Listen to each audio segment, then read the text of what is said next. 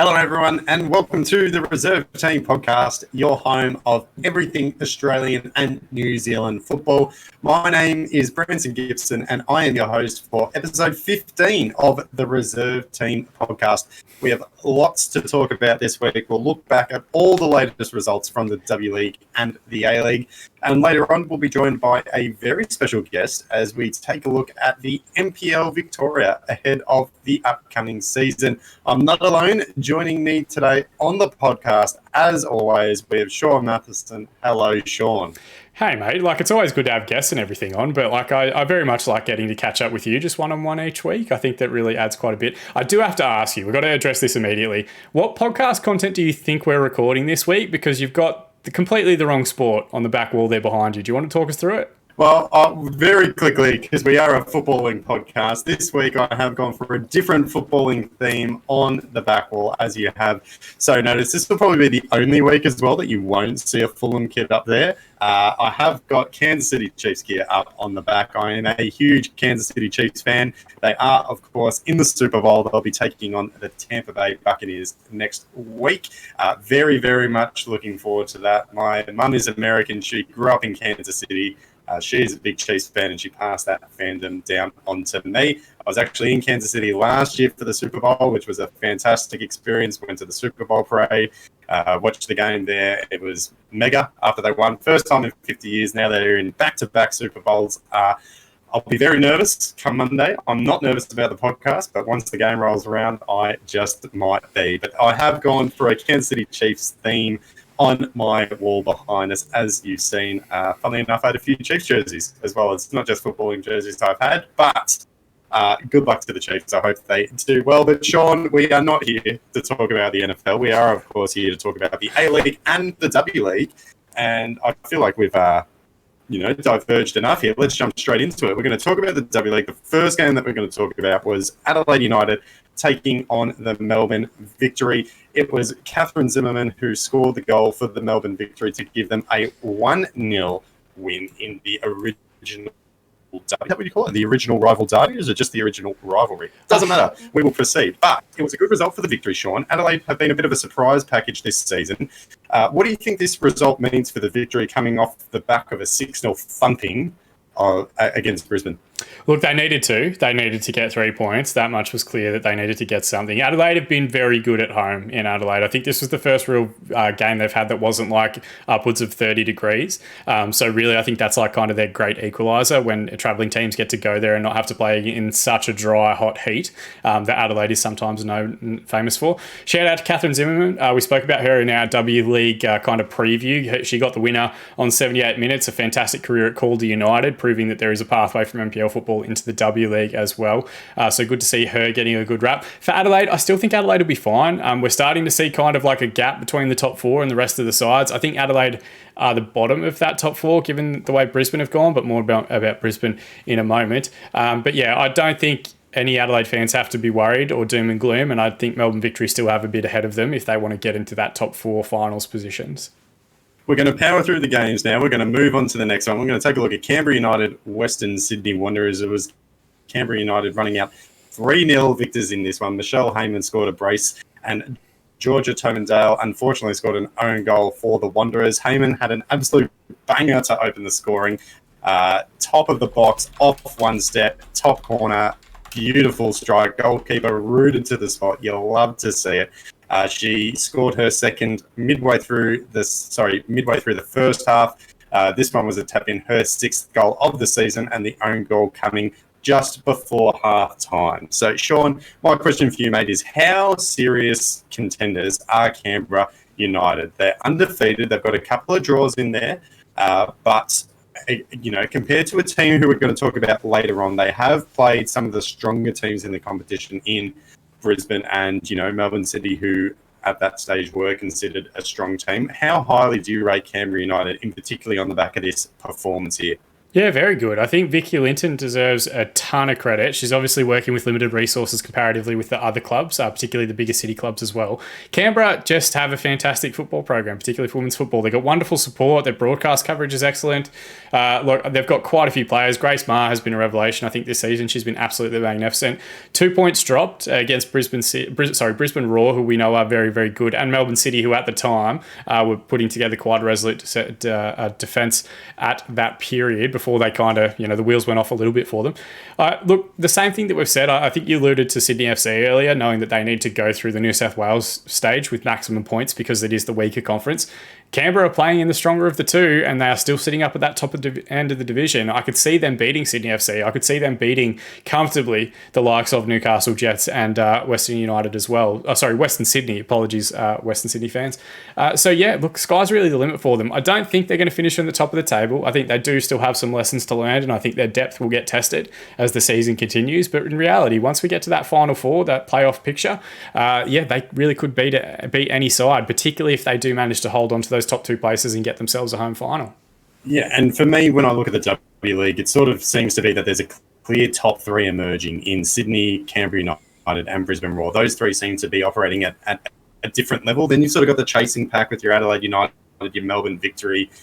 You could maybe throw Melbourne City and the Jets in there. I'm not sure if they'll push for the finals, but they definitely seem to be part of a clear top three. A team that is not, though, is the Western Sydney Wanderers. They've only won one game so far this season. They might be a little bit unlucky in terms of they've had to play Sydney twice and now Canberra. Their biggest issue is scoring goals. They've copped quite a few too. They made the finals for the first time last season, but that looks unlikely. What do you want to see from Western Sydney for the rest of the year where they can sort of take something positive from this campaign? There's a few sides that will say the same thing for, and really it's just about them blooding talent for next season and building structures around that they can build and develop 2 or 3 years ahead. They've got some talented young players in there, but again, I think they didn't necessarily have the right direction at the start of the season. Big rap for Lena Camus, but she's not someone that you build a team around, given that I think she's 36, 37 years of age. And they were really trying to bring her in and asking her to do quite a bit, and she's been in and out of the side. But look, Dean Heffernan will learn a lot from a lot of these defeats. I think they've already written off this season, given their ladder position and given that we are pretty much about to hit the midway point of the season itself, being only 12 games. So, yeah, they might as well get as many young kids out there as humanly possible, try and get them playing a decent brand of football and really start building for next season. A lot of that team will go back into the NPL New South Wales structure next for that off season. So they're not going to be out of football that long. If they can at least set them up and get them locked into contracts for next season, they can definitely start building towards a long-term view to what next season might hold, and hopefully better performances and finals football for them as well. But yeah, again, we're at that point now. The gaps are starting to form, and those gaps get larger and larger the longer they go without a victory and 3 points. Moving on to the next game, Melbourne City taking on Brisbane Roar at Amy Park. This was a seesawing encounter. Goals from Polkinghorne and Gelnick gave Brisbane a 2-0 lead before Chidiac and Johnson scored for Melbourne City to tie things up, only for Hetcher to give the Brisbane Roar the win with a late goal in the second half. Sean, is Tegan Micah simply City's best player so far this season? Tegan Micah is not just City's best player, she's a shout for the best player in the competition at the moment, such as the form which she is playing. Now, let's not make any mistake. This was a 3-2 victory, and to full disclosure, Brisbane Roar went ahead via a goal from a corner and a penalty shout from a closed down ball, a handball penalty. But having said that, Tegan Micah still pulled out for 5 one-on-one saves, and it's insane that a defence as strong as City's, with the likes of Sam Johnson, with the likes of Jenna McCormack, the likes of Emma Checker, lets that many people in behind their defensive line, and some phenomenal strikes from distance and stuff that she managed to pluck away as well. So she was absolutely fantastic. On another day, Brisbane would have scored 6, similar to what they did against Melbourne Victory the week before.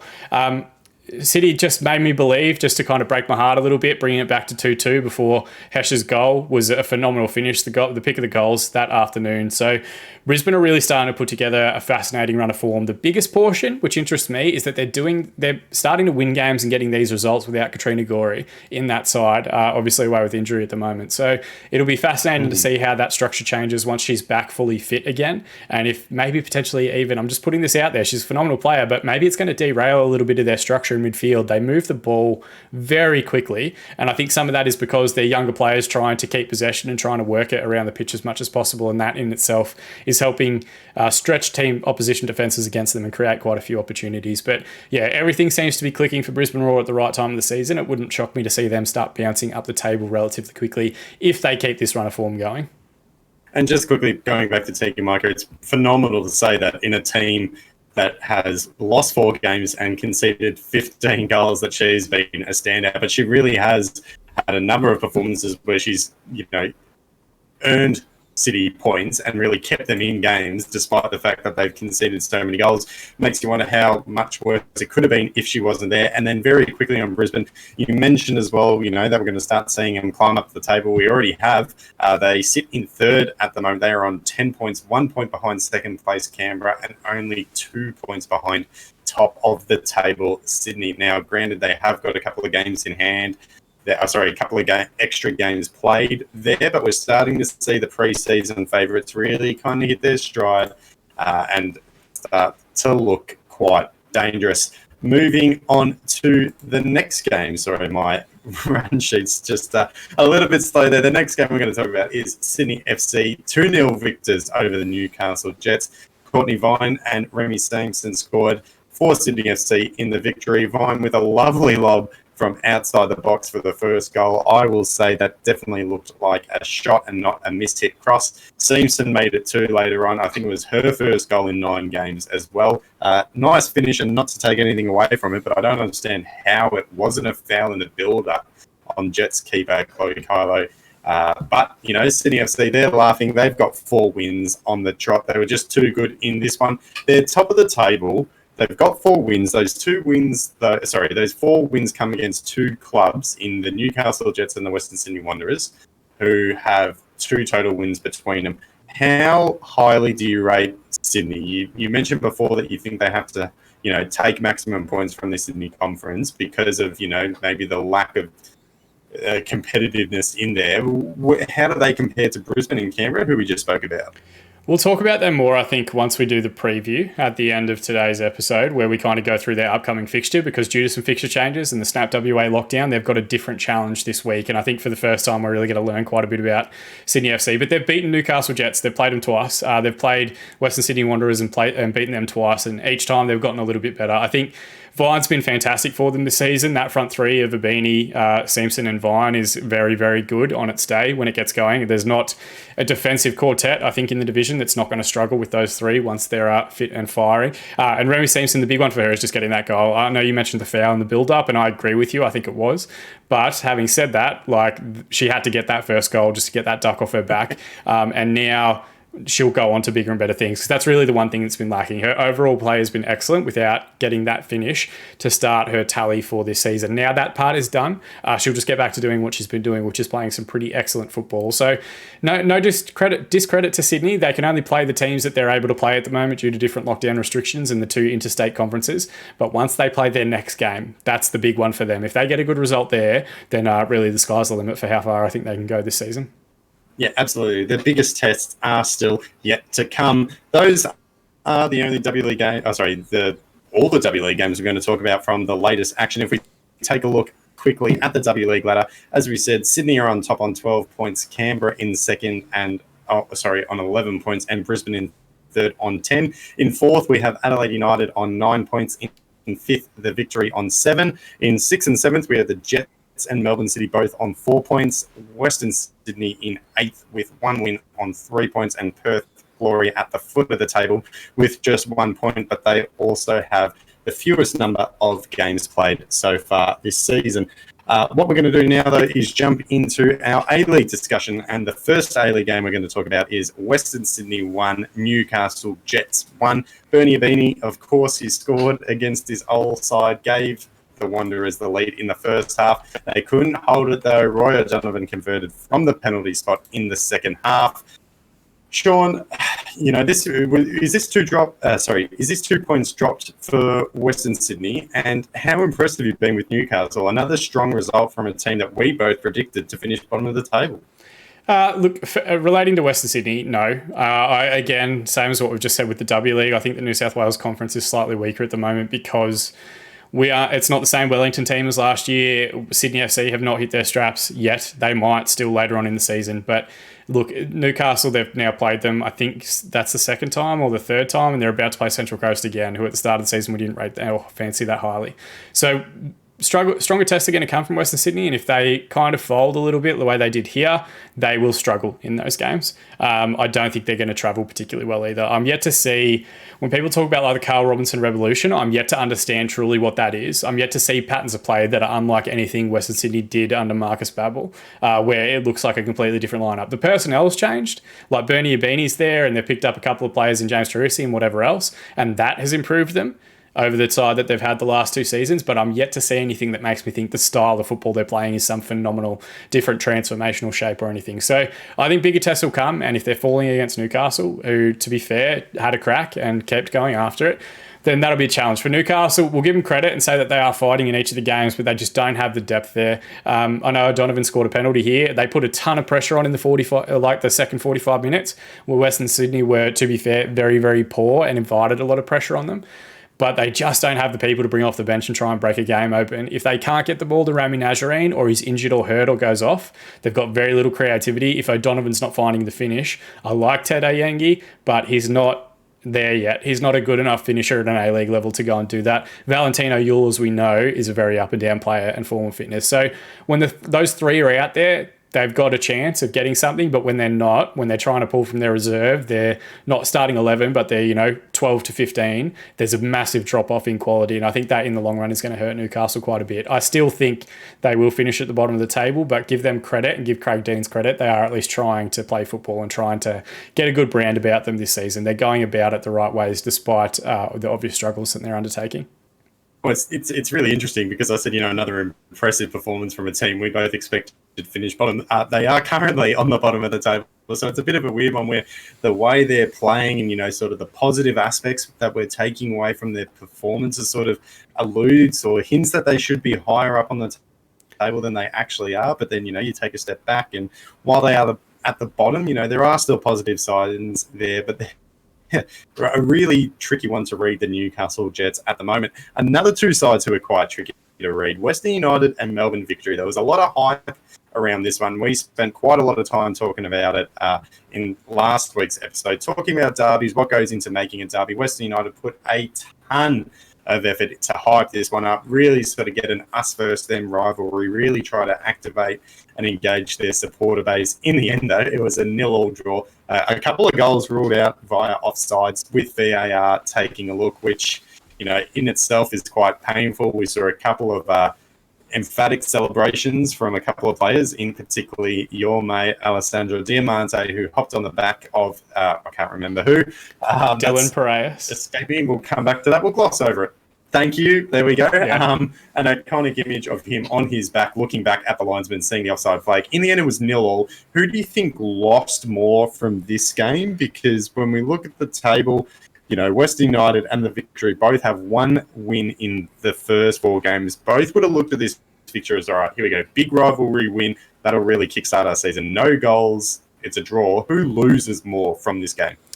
Western United loses more from this game because of the way that they played up the match and the fixture beforehand.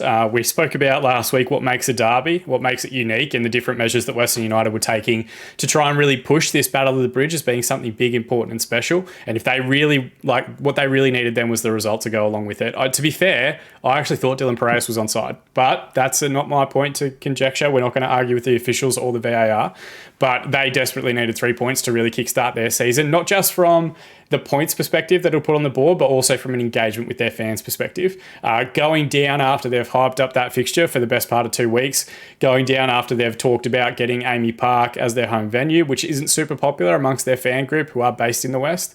That's just, they needed that 3 points to really get everybody on board with it, and it didn't come for them. So I think they're going to have a challenge getting fans to go and watch those games at Amy Park if they're not enthused about the potential of the team and the results.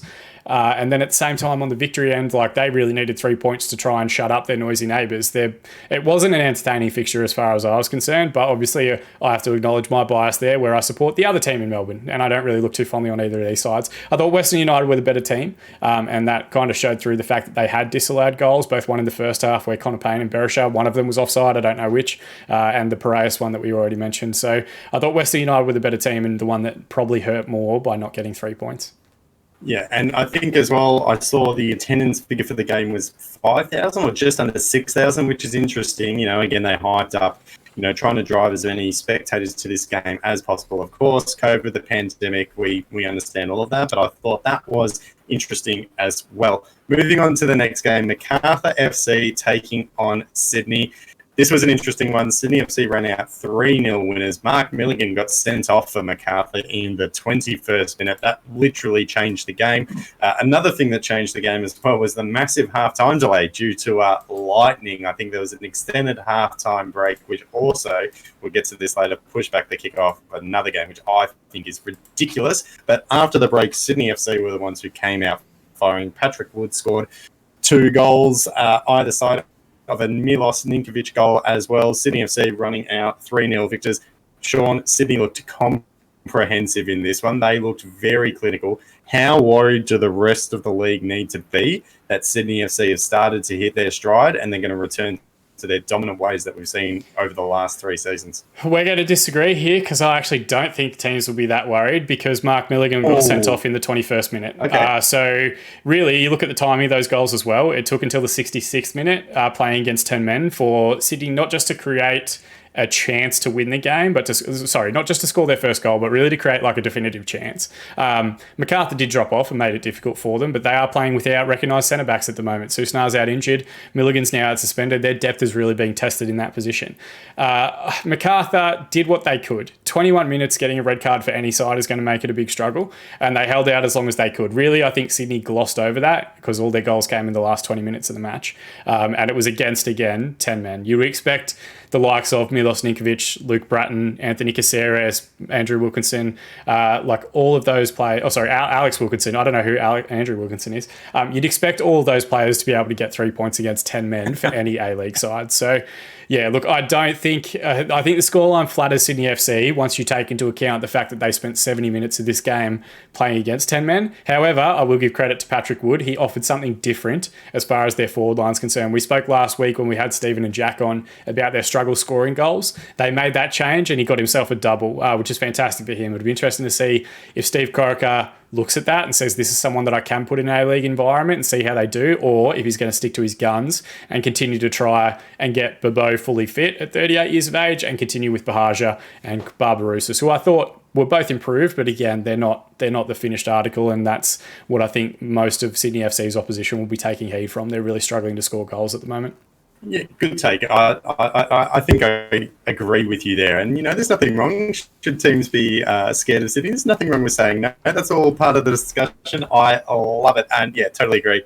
Mark Milligan, once he got sent off, changed the game. Macarthur, at that stage, when you get, you know, reduced to 10 men so early, there's really very limited amount. There really is a very limited amount that you can take away from that game. A game that we can take a lot away from, though, in the form of goals and, you know, hype, would be Brisbane Roar against Adelaide United. Brisbane Roar running out 3-1 victors over Adelaide United on what looked to be an extremely hot and sweaty night up at Dolphin Stadium. Very quickly, I could not understand why this game got pushed back half an hour due to the delay in the Sydney Macarthur game. I understand in terms of, you know, TV scheduling, but Fox Sports have 6 channels. The fact that a game started at like 9:40 p.m. local time, or 9:40 or 8:40, might have a mix up here, but so late anyway is in itself quite ridiculous. So I don't understand why that decision was made.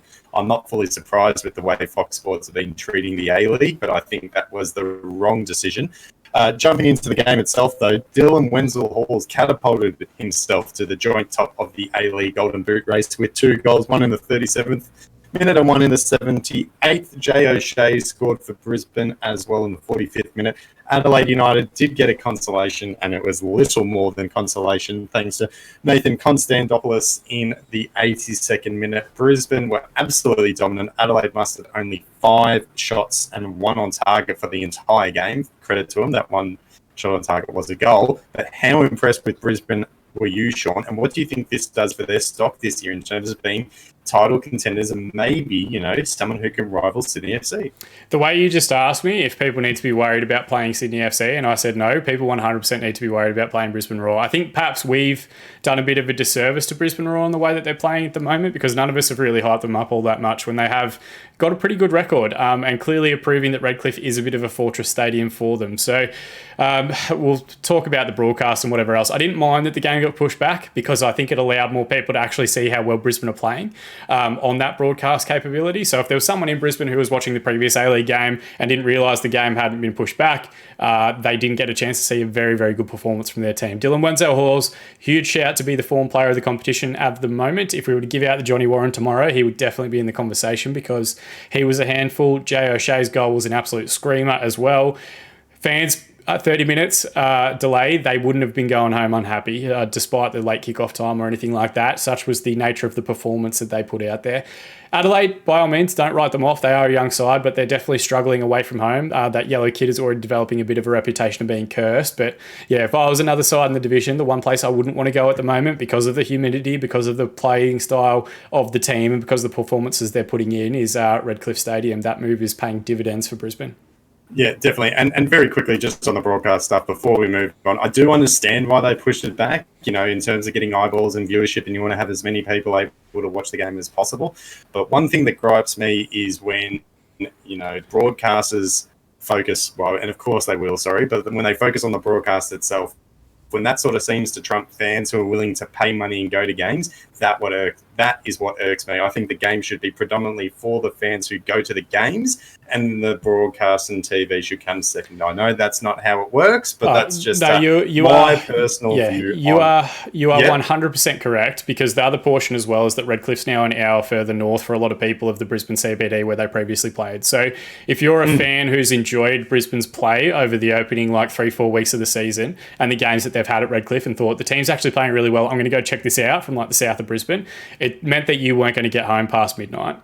So that becomes a real challenge as well. It's unfortunate that it happened, and it's unfortunate specifically that it happened to Brisbane. One, because their fan base is already facing those difficult challenges. Yeah. So what you called out, 100% accurate. And if we wanted to, we could fill the rest of this podcast on how shitty the broadcast prioritisation has been this season. So yeah, 100% understand the gripes for Brisbane Roar, but hopefully we can look at the silver lining, which is a fantastic performance. Absolutely. And we won't get bogged down in that conversation. We will move on to the next game, which was the Central Coast Mariners taking on the Wellington Phoenix. It was the Knicks getting the win here over the Mariners in a 2-1 performance. It was Wellington's first win of the season. Ulysses De Villa scored for the Knicks before Alu Kual scored his third goal of the year for Central Coast to equalise, but it was Joshua Sorteo, there we go, got there in the end, who scored the winner, a late winner. Phoenix, Central Coast Mariners had a ton of shots on this one, probably a little bit unlucky not to come away with a point. 2 questions here. How important is this win for Wellington? Obviously, their first win of the season can really sort of kickstart their campaign. And how does this result sort of change your standing of Central Coast? Obviously, they've been near the top of the league. We've sort of had to take that with a grain of salt here. But, coming up against a team in Wellington who were previously winless, does that sort of show that Central Coast still have a lot of work to do? Look, yes and no. Full disclosure, I didn't watch this game live because I was at the Melbourne City doubleheader. So I've only seen the highlights package after, which does kind of take some of the contextual information around the game and who's playing well. I think Central Coast still have all the parts there. I think not having Josh Nisbet available for this game probably showed quite a bit, because his partnership with Stensness is arguably the best starting central midfield partnership of any of the A-League sides, given their current form and given how important they are to that structure. So that was always going to be a challenge for them. Given that Phoenix play a similar style where it would have been a straight 2v2 matchup against Rufa, and I've completely forgotten who was alongside him, Cameron Devlin, who's also in fantastic form at the moment. So the other thing I can say is that Davia, fantastic goal. You need to see more of that from him. He's the captain now. He needs to take more responsibility. Alou Kuo, fantastic again. Great to see these young players getting an opportunity, and a couple of those Golden Valley Suns boys getting signed with the Mariners now. Sotirio's 88th minute winner is only brilliant because of the fact that our friend and compatriot at the reserve team, Zach Taylor, he put out a tweet before then saying, why would you bring Sotirio on right as Sotirio bobbed up with the 88th minute winner? So fantastic to see that sort of Twitter karma coming back out there. But look, I wouldn't write off Central Coast yet. I think even despite their good start, people would have really been only looking at them as a potential top 6 team, not a title team, just because of their lack of strength in depth and because of how poor they've been over the last few seasons. Wellington desperately needed 3 points at some point. They have gotten it. The challenge is that their goals came from their midfield playmaker and a winger. They need to get David Ball and Tamer Hamed finding the back of the net with regularity if they're going to do anything important this season. And very quickly, I have thought that Hammond has actually looked quite good. I thought he has impressed without finding the score sheet, whereas somewhere like, Roy O'Donovan for Newcastle, as an example, hasn't found the back of the net and has not looked impressive at all. He sort of really looked out of form. I thought Gameda has almost been the opposite, where, still hasn't found the back of the net, but there are promising signs there. Moving on to the last game that we're going to talk about. Melbourne City 1, Perth Glory 3. Sean, you were at that one, so you got to witness live. Daniel Steins, Dane Ingham, and Nicholas D'Agostino. Geez, sometimes pronunciation is just so hard, mate. They all scored for Perth. Jamie McLaren found the back of the net for Melbourne City. We've got a bias here. We all know that. So we're going to start with Melbourne City. They dominated possession. They had far more shots. I thought they had the better of the chances in here. It really does seem for them this year that they've taken a step back from last year. Is that to be expected? And so far, it almost seems, one step forward, 2 steps back. Is that sort of your take on the season so far from what we've seen? No, because I picked last week that Perth, after losing to Melbourne Victory and losing to Western United during their Victorian stand, would beat us, and it came true. The difference is that at the moment there's so many young coaches in the league. I think Paddy Kisnorbo will have learnt quite a bit from this. He made some puzzling substitutions. Previous weeks, when we came back against Western United, made 2 great changes. Tilio and Kolakovsky on the wings gave us that extra run in behind, gave us more opportunity to stretch their defence. This time around, he brought on Nathaniel Atkinson, who's by trade a right back. I know he played further forward early on in his career, but has been a right back for the best part of 3 years. Him on the right wing and left Kolakovsky out, and we had 2 fullbacks making the same runs. So getting that penetration in behind, getting that off the ball movement wasn't quite there. So I think he'll learn from that. However, I have to give praise to Perth Glory, who came here with a set piece scenario game plan. All 3 of their goals came from phenomenal set piece delivery from Neil Kilkenny, who was absolutely fantastic pulling the strings from them. And then once they went ahead, that was it. They knew how to manage that game and get out of it. They knew where to keep the ball. They knew when to lay on the ground. They knew when to get stretching.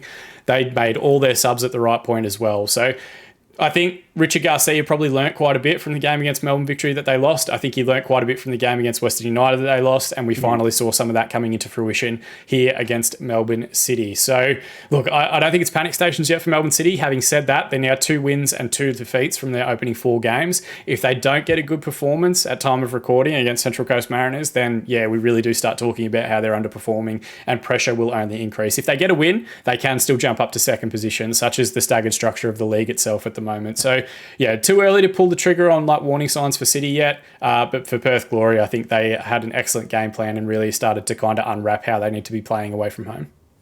Very quickly, I do just want to talk a little bit more about Perth Glory in the interest of balance and everything. Have they changed your mind of them this year? At the start, you were very sceptical. You thought they were old. You thought that they were just going to score goals for fun and concede a lot. And to be fair, they kind of have. But have you seen a little bit more that sort of indicates that it's more than just sort of like a defensive deficiency, or that it's a different style, or have they changed your mind? Have they sort of brought you around a little bit more, that they might be a little bit more impressive than you initially thought? No, because on another day, City would have scored 4 or 5, is the honest answer, because the chances were there. If they had to shut City out and City would just had a frustrating afternoon and didn't create a lot, it would be a different scenario and conversation. I think They're a relatively poor performance against Western United and a late fade out against a Melbourne Victory side that's not that good. Really will learnt a lot. I think they do now have a blueprint, though, as to how they're going to set up away from home. We spoke about it's great they can go and score 5 goals against Adelaide United when they're at home, but they need to have a different strategy, and that didn't work for them in the first 2 Melbourne games. They've now kind of got a blueprint as what they need to do and play a little bit deeper. They still have Castro came back in this game and got through about an hour, which is great for them. And to be fair, like, he looked a little bit underdone, but when does he not, given that he's been away on a caravan holiday for the last 9 months? And then, Daniel Steins, I think, again, is impressing quite a few people. D'Agostino came off the bench and was a bit of a handful as well. So I could see them falling back into the habit of getting, Economides, once he's back fully fit, Keogh, Fornaroli, Castro back out there, and just hoping that something happens and works out for them. The real challenge will be how they set up their defensive structure to cover the 4 men that they leave forward, because they absolutely still do leave 4 men forward. Hopefully they have learned quite a bit, and hopefully Richie Garcia will be better for having this little 3-game away stand, and we'll see how that serves them a month from now when they've had to play both home and away games in quick succession. Great. Love it. Yeah, very interesting to see how that's going to play out. And, of course, with the WA lockdown, as well as a bit of a curveball there. But that does bring us to the end of the review segment, taking a very quick look at the ladder. Brisbane and Central Coast are first and second on 9 points. You've got Western Sydney in third on 8, in fourth and fifth and sixth. Sorry, you have Sydney, Adelaide and Macarthur all on 7 points. In 7th, Perth Glory. In 8th, Melbourne City, both on 6 points. Western United in 9th on 5 points. Wellington, Phoenix and the Melbourne Victory in 10th and 11th on 4 points. And the Newcastle Jets at the foot of the table, also on 4 points. What we're going to do now, though, Sean, is we're just going to take a very quick break, and then we're going to jump into the Hall of Fame results. All right, so taking a look at the Hall of Fame results, we had 3 very large, very big nominations last week. It was quite a showdown. We had Teo Palazzeri, a fantastic Fox Sports and former Fox Sports A-League and W-League commentator, big NPL Victoria commentator as well. He was nominated. I nominated to the Australian Dispute Kits again, because I think they just have to be in there. It's a crime that they're not in there yet.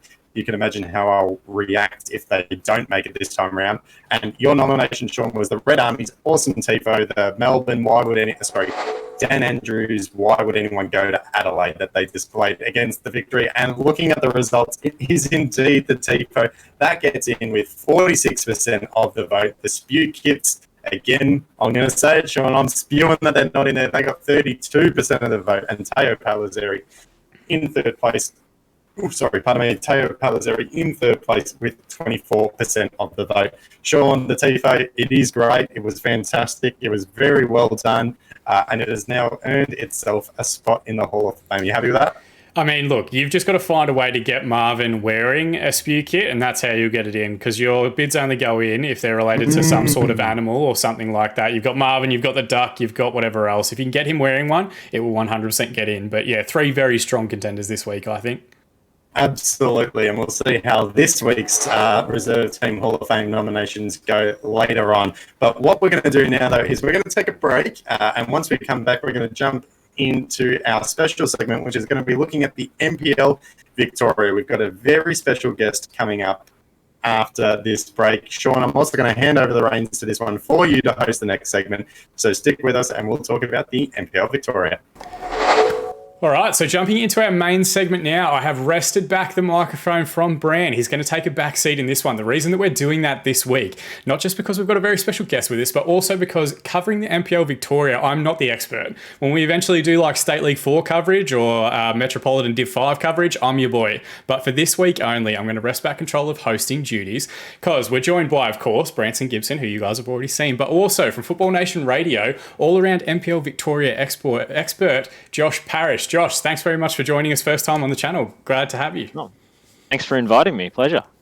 Of course, we could probably spend the next 2.5 hours going through all things NPL Victoria, but the way that we're going to try and structure this is we're going to mainly focus on the top tier. We know there's a lot of great NPL 2 clubs, NPL 3, junior structures, State League 1 clubs desperately pushing to get into that NPL structure as well, plus all the changes that have happened in Victoria relating to junior structures over the last 12, 18 months, 2 years. And of course, full disclosure for everybody that's listening in, most of the stuff we're going to talk about is referencing the 2019 season, the last full completed season of the NPL Victoria competition. There were 5 or 4 games, depending which club it was, played in 2020, and we will talk a little bit about some of those results and that recruitment as well. But because that season was abandoned officially, there are no real records relating to that, even though there are some big results that we will chat about going throughout it. Before we get started, gentlemen, NPL Victoria as a whole, Branson, you're obviously very close to Avondale, getting involved with semi-pro potty and everything as well. What are some of your overall thoughts on the competition as a whole and how it stands amongst the other NPL competitions around Australia? I think it's a fantastic competition. I love it, to be honest. I think it's great. I think it's better than the A-League. I think you've got the perfect mix of, community clubs that you can really get involved to, really connect with as well. You've got close fan experiences. You can stand along the fence. You can talk to the players. You can talk to coaches. Everyone's very approachable. And then on the pitch, the football is spectacular. There's a great balance of, highly skillful moments with just general shithousery. It's just sort of the perfect balance. You've got promotion, you've got relegation. It's a fantastic competition, and I think it's thoroughly entertaining. I love it. And you don't have to fork out like $200 for Jetstar flights to go to an away day or anything like that. Some of them are accessible by tram or bus. Josh, same question for yourself. What got you involved with the NPL Victoria setup, and what are some of your favourite things about the competition? Well, I started really getting involved with the FNR stuff because some of the clubs were brave enough and willing enough, including Avondale, to come on and create club shows on the station. So basically they have an hour dedicated to their club per week. And that's been just phenomenal experience for myself and everybody involved, I think. And that's really got me into the competition. And I've started commentating for Football Victoria since then. So I've been more or less forced to familiarise myself with it. But what a fantastic league. I am biased, but I think it's the best, most compelling NPL. There are a lot of big characters, a lot of high quality players. As Branson says, it's also got that accessibility to it that all NPLs have.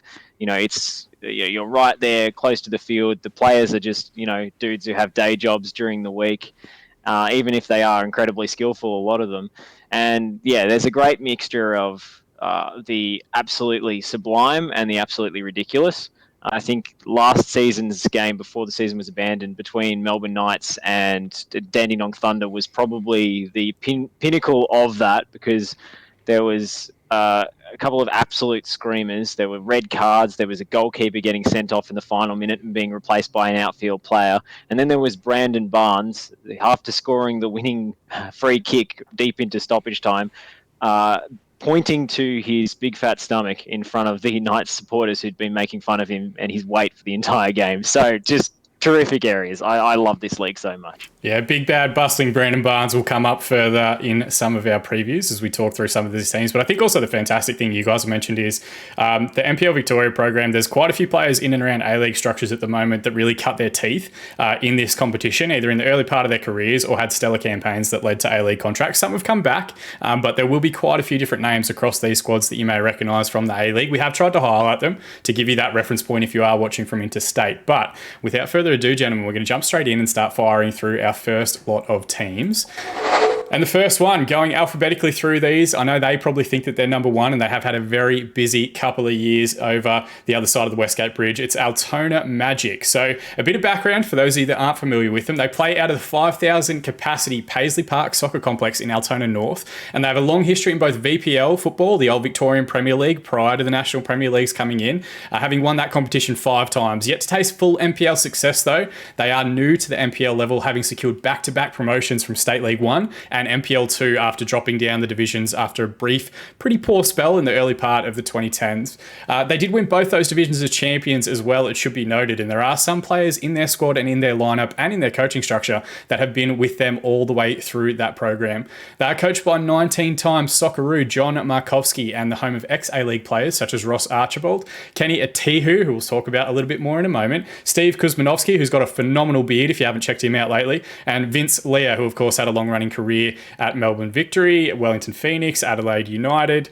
They also have great experience in NPL talent with the likes of Harry Noon and Chris Lucas, who've been stars of the division over the last 5 or 6 seasons and have super high expectations ahead of their first season back in the top tier. Now, speaking offline, before we got started, Josh, you mentioned a couple of different things relating to Altona, and you might have the best inside knowledge of any of the three of us here. What do we need to know about the Magic, and what are some of the things we should expect for the season ahead?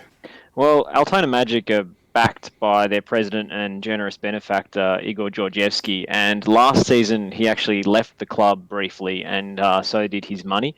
And that meant that they had to cut a lot of players before the 2020 season, which was probably mercifully for them abandoned. They were right down the bottom of the table and looking like relegation favourites then, and now obviously that's been paid to, and the money's come back in. Igor's come back to the club. He's appointed a Macedonian legend in Jonesy, John Markovsky, an NSL legend who is probably not a guy who's going to give you like the very fine details in terms of tactics, but having spoken to some Preston players who won championships with him in the early to mid 2000s in the VPL, they just speak of him as this person who has this like immense magnetism and incredible kind of man management skills. So players will want to play for him, and that's been reflected in the recruitment.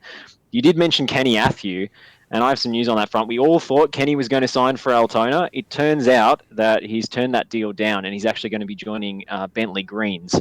So that's a big seismic shift ahead of the start of the season. And, you know, obviously he had his detractors at A-League level, but in the NPL, he's an absolute superstar, and he was for Heidelberg United. I expect he will be again. So that's a big loss, but lots of firepower still.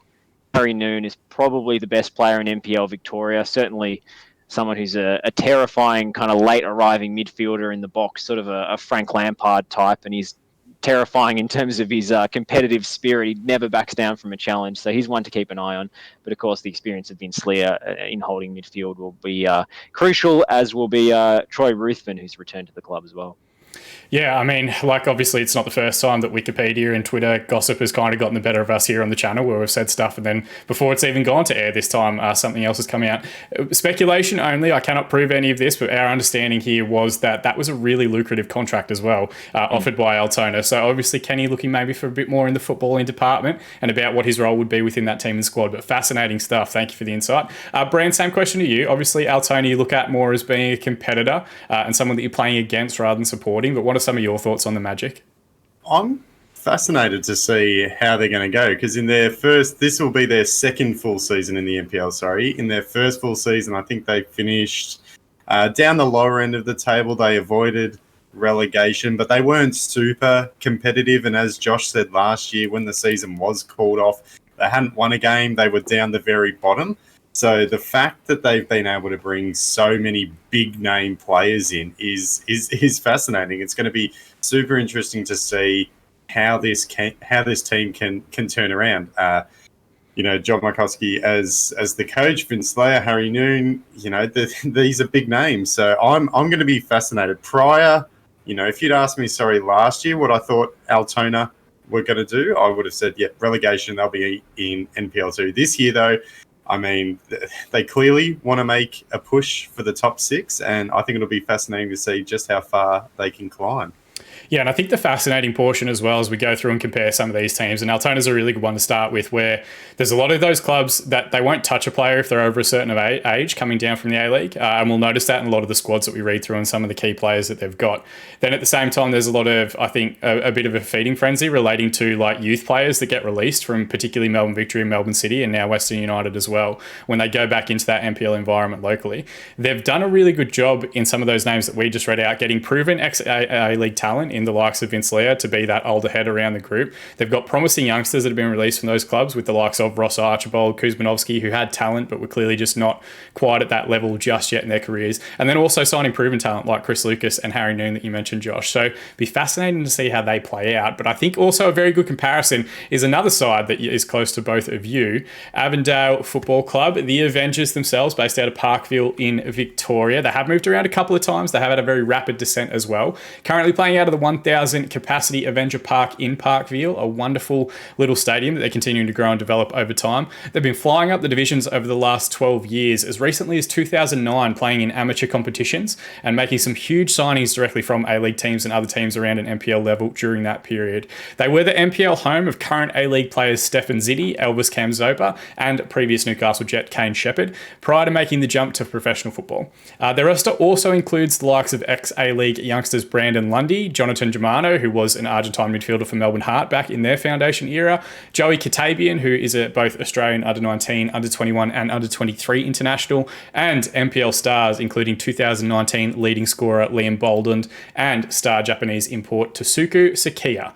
Managed by Zoran Markovsky, another Markovsky in the division, they expect to build on a second place finish last time out in 2019, despite some very high profile departures. Brand, you and I have mentioned previously our admiration for Chris Oldfield. Some of that's relating to his ability on Football Manager, some of it's relating to the fact that you've got a pair of his gloves sitting there somewhere in that room. Yeah. But obviously, you can pull them out if you can find them. But obviously, Avondale, very close to you. What are some of your expectations going into the 2021 season for the Avengers?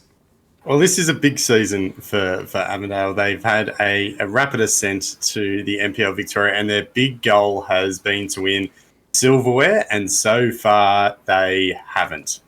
So this year is not make or break, but it's going to be a very big test. Each year that they've been in the NPL, they've managed to improve on the previous year's results, and the same thing goes in the final series. They've lost back-to-back grand finals now.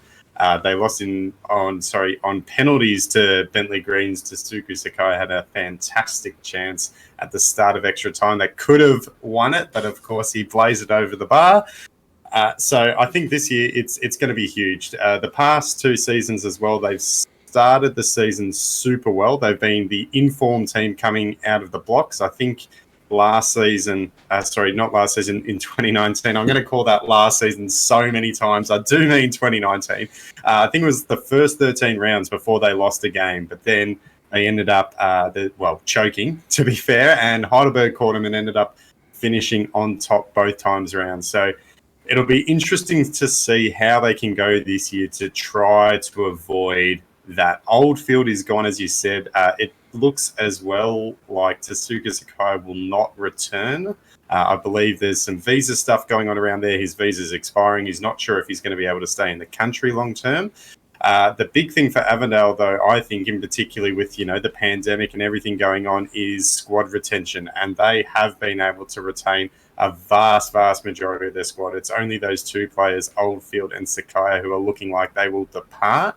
So I think that is going to play a massive influence ahead of this season. Yeah, I mean, I think the fascinating part that you've just touched on there is that desire for silverware and them stating that as a clear intention to get so close as they have been the last couple of seasons and then, still be kind of so far away from that elusive first one. You do start to wonder if sometimes eventually that cash may necessarily start heading towards either different clubs or different endeavours. We don't know the financial impacts that 2020's had with that cancelled season and the way it's impacting a lot of people's different income, into whether the same big money brokers at an NPL level will be the same again this coming season. But so far so good, as you mentioned, with the player retention. Josh, obviously a club that you're very close to as well. What are some of your thoughts on Avondale, how they're performing, and what do you expect for them for the upcoming year? Well, I think it all comes back to Zoran Markovsky, the head coach. I just think he's a fantastic coach and plays really ambitious and attacking football. I think he kind of tries to model himself on Ange Postecoglou a bit in his kind of style. He's a very big personality. I imagine he gives pretty inspiring team talks, and he just plays extremely attacking football, which sometimes Avondale have been caught out by.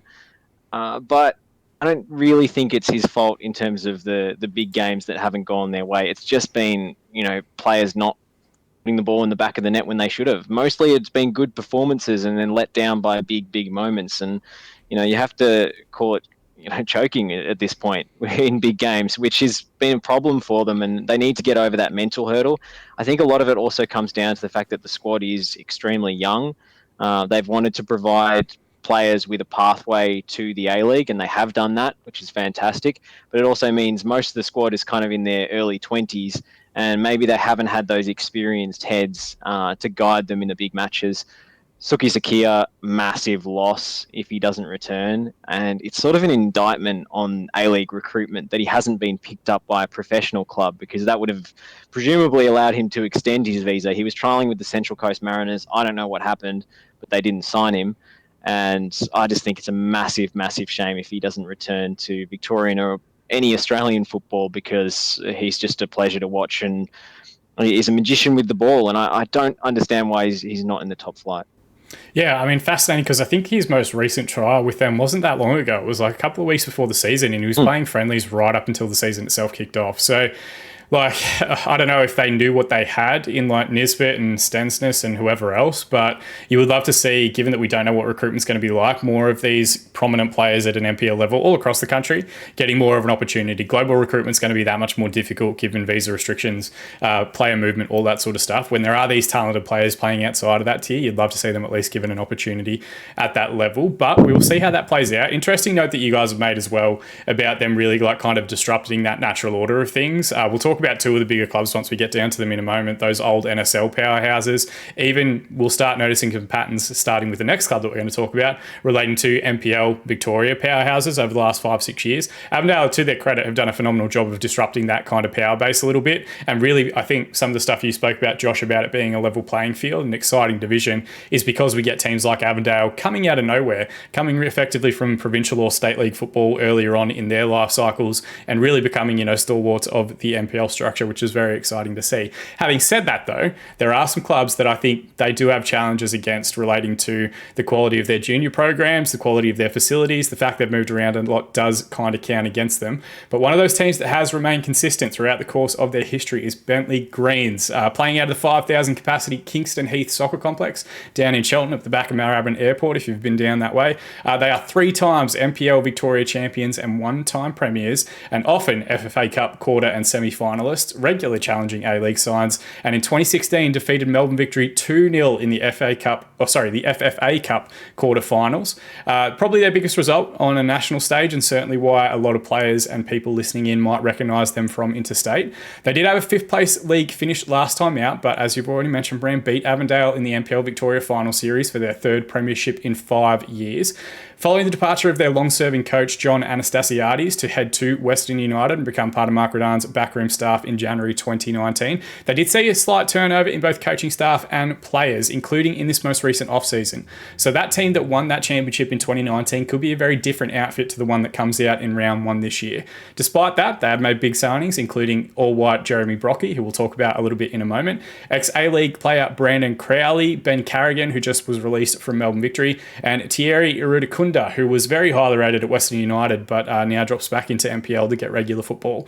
So far in pre-season, they tested Melbourne City before going down 1-0 in a very tight affair, and recently beat similar NPL sides St Albans Saints and Dandenong City by 2-0 margins. Josh, I'll let you have the first crack at this one, because I'm sure you've got another scoop that you're going to bring to us in this episode. But Bentley Greens, what are some of your thoughts on them as an NPL powerhouse and what they're going to bring to the league again this season?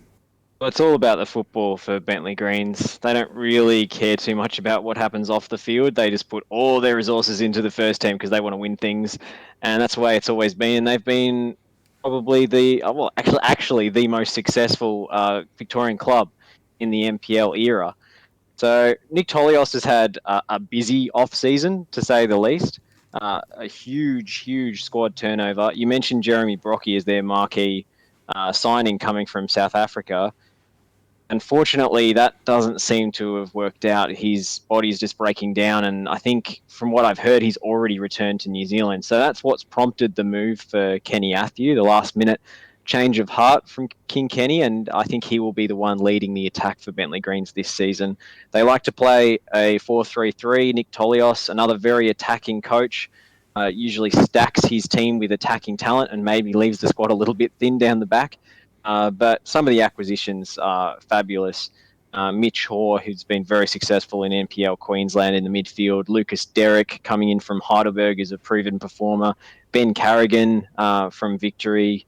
You know, there's some great signings in there, and I think they're going to play great football again and be right up there towards the end of the business end of the season. It might take them a few weeks for this new side to kind of settle in, though. Yeah, I mean, it's a phenomenal facility down there at Kingston Heath. It has been for years, like 3 AstroTurf pitches and then the main pitch, which nobody goes anywhere near for fear of death as far as Cheltenham's concerned. But I think the other thing you got to give him credit for as well is like lesser clubs with the loss of Dean Anastasiades, because of the structure that he put in place and the winning mentality he had for kind of his 4 or 5 year period at the club, would have really gotten that transition wrong. But as you've mentioned, Tolios comes straight in with a similar style of football, just building on what they already had and keeping that core group together has really helped transition them from one long-serving to coach to what is, again, going to be, I think, another very long-serving coach at that club. So huge credit to them off the field as well. Brand, same question to you. What do you read into Bentley Green's off-season movements and what do you expect for them ahead of their upcoming season? Well, it certainly sounds like it's been quite a tumultuous off-season with all the signings. The signing of Jeremy Brockie on its own was huge news, and so equally his departure is huge news. But the fact that they could then slot King Kenny into that same spot, I think, is just ridiculous. Like, that is insane. That's great news for them. Similar to Josh, I highly rate Nick Tolios. He's great. I think he was appointed, I think, after Kingston City. He was their manager. They got relegated, and then Bentley announced that he was going to be their manager. They were so impressed with what he was able to get out of, a rather limited Kingston City side. I think Bentley will be competitive again this season. They are perennial contenders. Last season, they were by no means the best team in... I said it again. In 2019, they were by no means the best team in the NPL, but then come finals, they knock off Heidelberg and then they knock off Avondale. So they just have this thing about them where they just know how to win. And when we were talking about Avondale before and how they just seem to choke, Bentley are almost the opposite, where it's like when they're in a big game, they just get big results, big performances. Everyone steps up. So I think they'll be around the mark again, similar to Altona. I think it'll be very interesting to see how this new squad will mesh and how they can all sort of fit together. As Josh said as well, I wouldn't be surprised if it took them a little while to get going. But again, come the end of the season, I think even if they just scrape into the finals and finish 5th or 6th, they're not going to be a side that anyone is going to want to come up against and face. Yeah, and I guess that's one of the fascinating things about like the Australian football culture is that we always have those end of season like tournaments for premierships, championships, whatever you want to call them. Like they're definitely one of those sides that you wouldn't want to draw regardless whether they finish 1st or 6th at any point throughout the course of their history. If you do want to see more of Kenny Atihu and Thierry Iradakunda, you can check out our Wednesday Night Football Manager streams where I'm managing them because like Nick Tolios, I'm a football genius. But enough about that. We're going to jump forward now a little bit down to the southeast. Now, some very interesting things going on down in southeastern football over the last couple of weeks. We could potentially be looking at, some clubs that are going to be a little bit cannibalised by the fact Melbourne City is going to go down there and build, Brand and I, a 10,000 seat stadium that we're going to hang out in each week. But first up on the Croatian side of town is Dandenong City. Now, they have been up and down around State League and NPL structures over the last 5 or 6 seasons, but they do have fantastic facilities. The 1,000 capacity Frank Holohan soccer complex that they play out of is currently being used by Melbourne City's W League team, and they would have already used it if not for some tool absolutely breaking in, doing burnouts on the pitch a couple of weeks ago. But tomorrow night, it is expected Melbourne City will get their first W League game out of that venue. Huge for the people of Dandenong. In 2019, they did make some big moves, though. They announced a huge announcement with ex-A-League trio Carl Valeri, Adrian Leia and Brendan Santalab all joining the club for the end of that season. Though only Adrian Leia remains today, and to be fair, I'm not 100% sure if he has been doing pre-season in 2021 with them. They do boast a very experienced coaching outfit, though, with technical director Roddy Vargas being a full Socceroo international, a long-time Melbourne Victory stalwart, and senior coach Sasa Ognanovsky, I think the highest qualified player in his playing days, winning the ACL Player of the Season back in his time playing over in the K-League.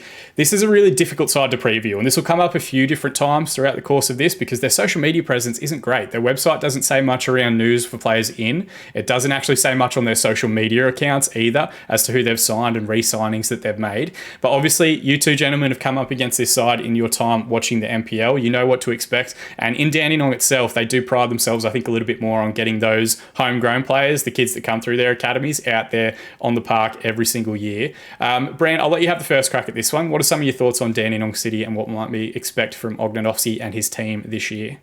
Well, it's interesting that you mentioned the Melbourne City connection as well. It's going to be fascinating to see how that plays out. I know Melbourne City are playing some W League games down at Dandy City's home field, so it'll be interesting to see what that sort of money can do for the club in terms of facilities and then potential investment into their NPL side. So I'm not too sure what to expect from Dandy City, to be honest. They had their first season in the NPL in 2019, and for the first half of it, they really struggled. They didn't look super competitive. It wasn't until they brought in, that trio of A-League players, Carl Valeri, Adrian Layer, and Brendan Chancelab, that they really sort of steadied the ship and they were able to go ahead and avoid relegation. So, I mean, this season it's hard to judge without knowing fully what their squad's going to look like, but Santalab's gone, Valeri's gone, Leo, as you said, Sean, we're not too sure. Josh said before that Troy Ruthven's gone back to Altona, so he's going to be a big loss as well. I think for Dandy City, it might be a tough ask. Big Sash is obviously a huge drawing card in terms of attracting players. I would expect this year them to be just above the relegation zone. However, if they once again can attract some of those big name players, because those three were all mid-season additions as well, then that could really change the story.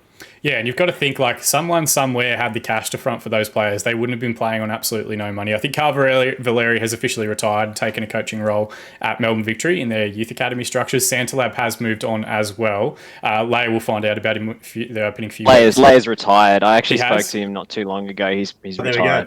Yeah, there you go. Like this is why we had you on, Josh, so that you could fill in the gaps for us that social media can't cover. But even then, like, there's obviously a clear investment there. I think as a team that has also come back up into the NPL structures, a lot of those sides that we're going to talk about getting into that level in the recent history, they are really making the right moves. So fascinating to see how this plays out for them. Josh, what are some of your thoughts on Dandenong City, and what do you make on Ognonovsky as a coach in the first kind of like half season that we've seen of him? Well, my first point on Dandy City would be it's one of the best grounds to visit in NPL Victoria because it has an absolutely sensational canteen. Best food going around: pork belly rolls, rajniki, chavapi, you name it. A lot of Croatian beers are available as well, and it's a really good like old school vibe in that canteen, and I really like it. Just the drive up and everything. It's got like a really cool feel. You feel like you're actually in Croatia somehow, and it really transports you, as well as being a very welcoming place. So I really like going to Dandy City and watching games and calling games. On great boost to the Football Victoria OHS reports. But there's a bit of a tinge of sadness about City coming into this season because, as you mentioned, they do pride themselves on their academy graduates and the guys who did help them get promoted. And two of those guys, Sean Filipovic and Stipo Andrejašević, have both announced their retirements on the eve of the season. Sean is the son of Ivan Filipovic, the head of the I&D concreting group, who provides a lot of that cash that saw them sign those three ex-A-League players a little while back. But he's also been the captain and come through the youth teams, scored over 50 goals for the club, and has been a stalwart of the Dandy City Hajduk kind of brand. And then his best mate, Stipo Andrejašević, who was on the verge of an A-League debut for Melbourne City back in the day with John Van Skip, and suffered the first of just succession of ridiculous knee injuries. He has had 3 ACLs, 2 meniscus cleanouts. He had his first session back training after 15 months out recently and did his ACL again, and he went, my time's up. And that's a real shame because, as well as having one of the best names in NPL Victoria, he also is one of the most talented players who's just had his career taken from him. They've made a few moves. I'm a little bit concerned about the goalkeeping situation. Damir Salchin, who's another stalwart, has left the club and gone to Strathmore Split, I believe, in State League 1. So they're talking to Knights backup Jordan Gifkins about maybe taking on a number 1 role. I'm not sure if he's going to sign or not. Zach Thompson, who is a very underrated midfielder, I would say, and a real workhorse, has gone back to England, and I don't think he could get back into the country if he tried. They have brought in another Englishman in Nathan Cook to shore up that central defensive position. He's a player I really like. He is a very funny guy. He's from Scunthorpe in England. He's a bit rough around the edges. He's got a lot of false teeth, which he actually takes out for games. So he's got this like real old school centre back, literally missing teeth, very intimidating presence at the back there. And he also is quite a cultured player in his technique. He really sprays the ball around. He's a real ball playing centre back despite his appearance. So Nathan Cook, look out for him in the top flight this season. He's bounced around various NPL 2, 3, State League 1 clubs, but I think he's definitely got the quality to really make an impact. Yeah, you're not the first person as well to mention the quality of the canteen down there as well. So if you are in and around the Melbourne area, even if you're not in the southeastern suburbs, I think try and go and check out some of those W League or NPL games and support those community clubs that do it incredibly well. Because I'm sure it's probably the same people that have been in and out of that canteen for the last 15, 20 years, making all that fantastic food for everybody. Look, I think see Sean Filipovic behind the canteen this season. Actually, yeah, that's the kind of community vibe you get from Dandy City, which I really like. Yeah, and I think the fascinating part that's going to come through with both Dandenong City and some of the other sides that we talk about as well is because we had like no 2020 season, the players that were 17, 18, 19 back in that 2019 season on the cusp of first team football, who knows what they're going to come through and be. Maybe they have a lineup of round one stars that we've only seen 2 or 3 times over the last 12 to 18 months to 24 months, depending on how long you've been watching.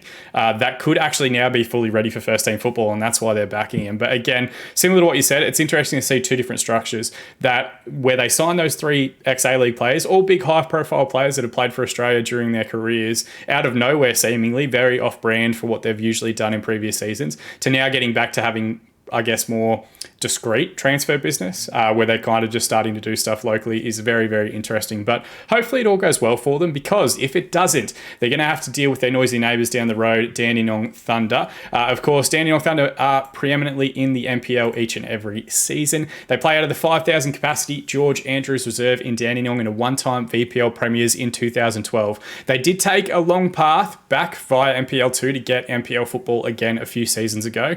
This is a club that does have a similar record for producing good talent both at an A-League and Australian level throughout their history. Most prominently, Newcastle Jet Matt Miller got his first start in senior football after leaving the Melbourne City Youth Academy as a teenager, winning several awards in the last real successful season for the Thunder. They have signed promising young defender Paul Wilson from South Australia. Now, I don't know too much about the SA NPL, fully acknowledging that, but Joey Lynch and a few other people in and around football Twitter are huge raps for him. They've also signed Noel Bernarda from SA NPL side Northeast Metro Stars, and re-signing captain and long-time NPL scorer Brandon Barnes, who we mentioned earlier on in our little preview to the season itself. They're led again by experienced coach Sam Elmazi, local to the Dandenong area, and boasts a great youth development record for youngsters in that region. I know a lot of people that play junior football, if they've got 2 teams looking at them in City and Thunder, it's usually Thunder that they tend to gravitate towards because of the strength of their junior coaching structures.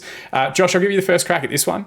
We comparatively spoke glowingly about a lot of things relating to Dandenong City. What do you make of the other side, from the other side of Dandenong, the Thunder themselves?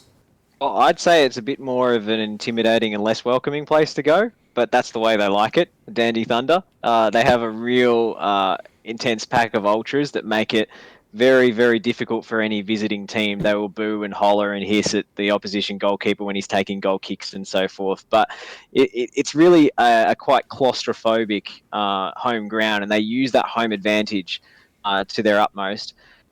The season this year will come down to whether or not Brandon Barnes can make it back from England in time. I've heard he's really struggling to get a flight, and there are flight caps into Australia at the moment. So that's going to be the case for a lot of teams trying to get visa players back, even if they are signed and committed for the season. I'm not sure if Brandon Barnes will be in the best shape if he arrives late. We know he's had a few issues with his weight and fitness. That doesn't usually seem to impede him whatsoever in his performance. He still seems pretty quick off the mark, and he's an absolute wizard with his left foot, regardless. But I don't know if he'll actually be able to make it into the country. And of course, hotel quarantine's expensive. There's a lot of impediments to getting those foreign players in. So that's going to be a massive shame, because he's almost single-handedly kept them in the division over the last few years.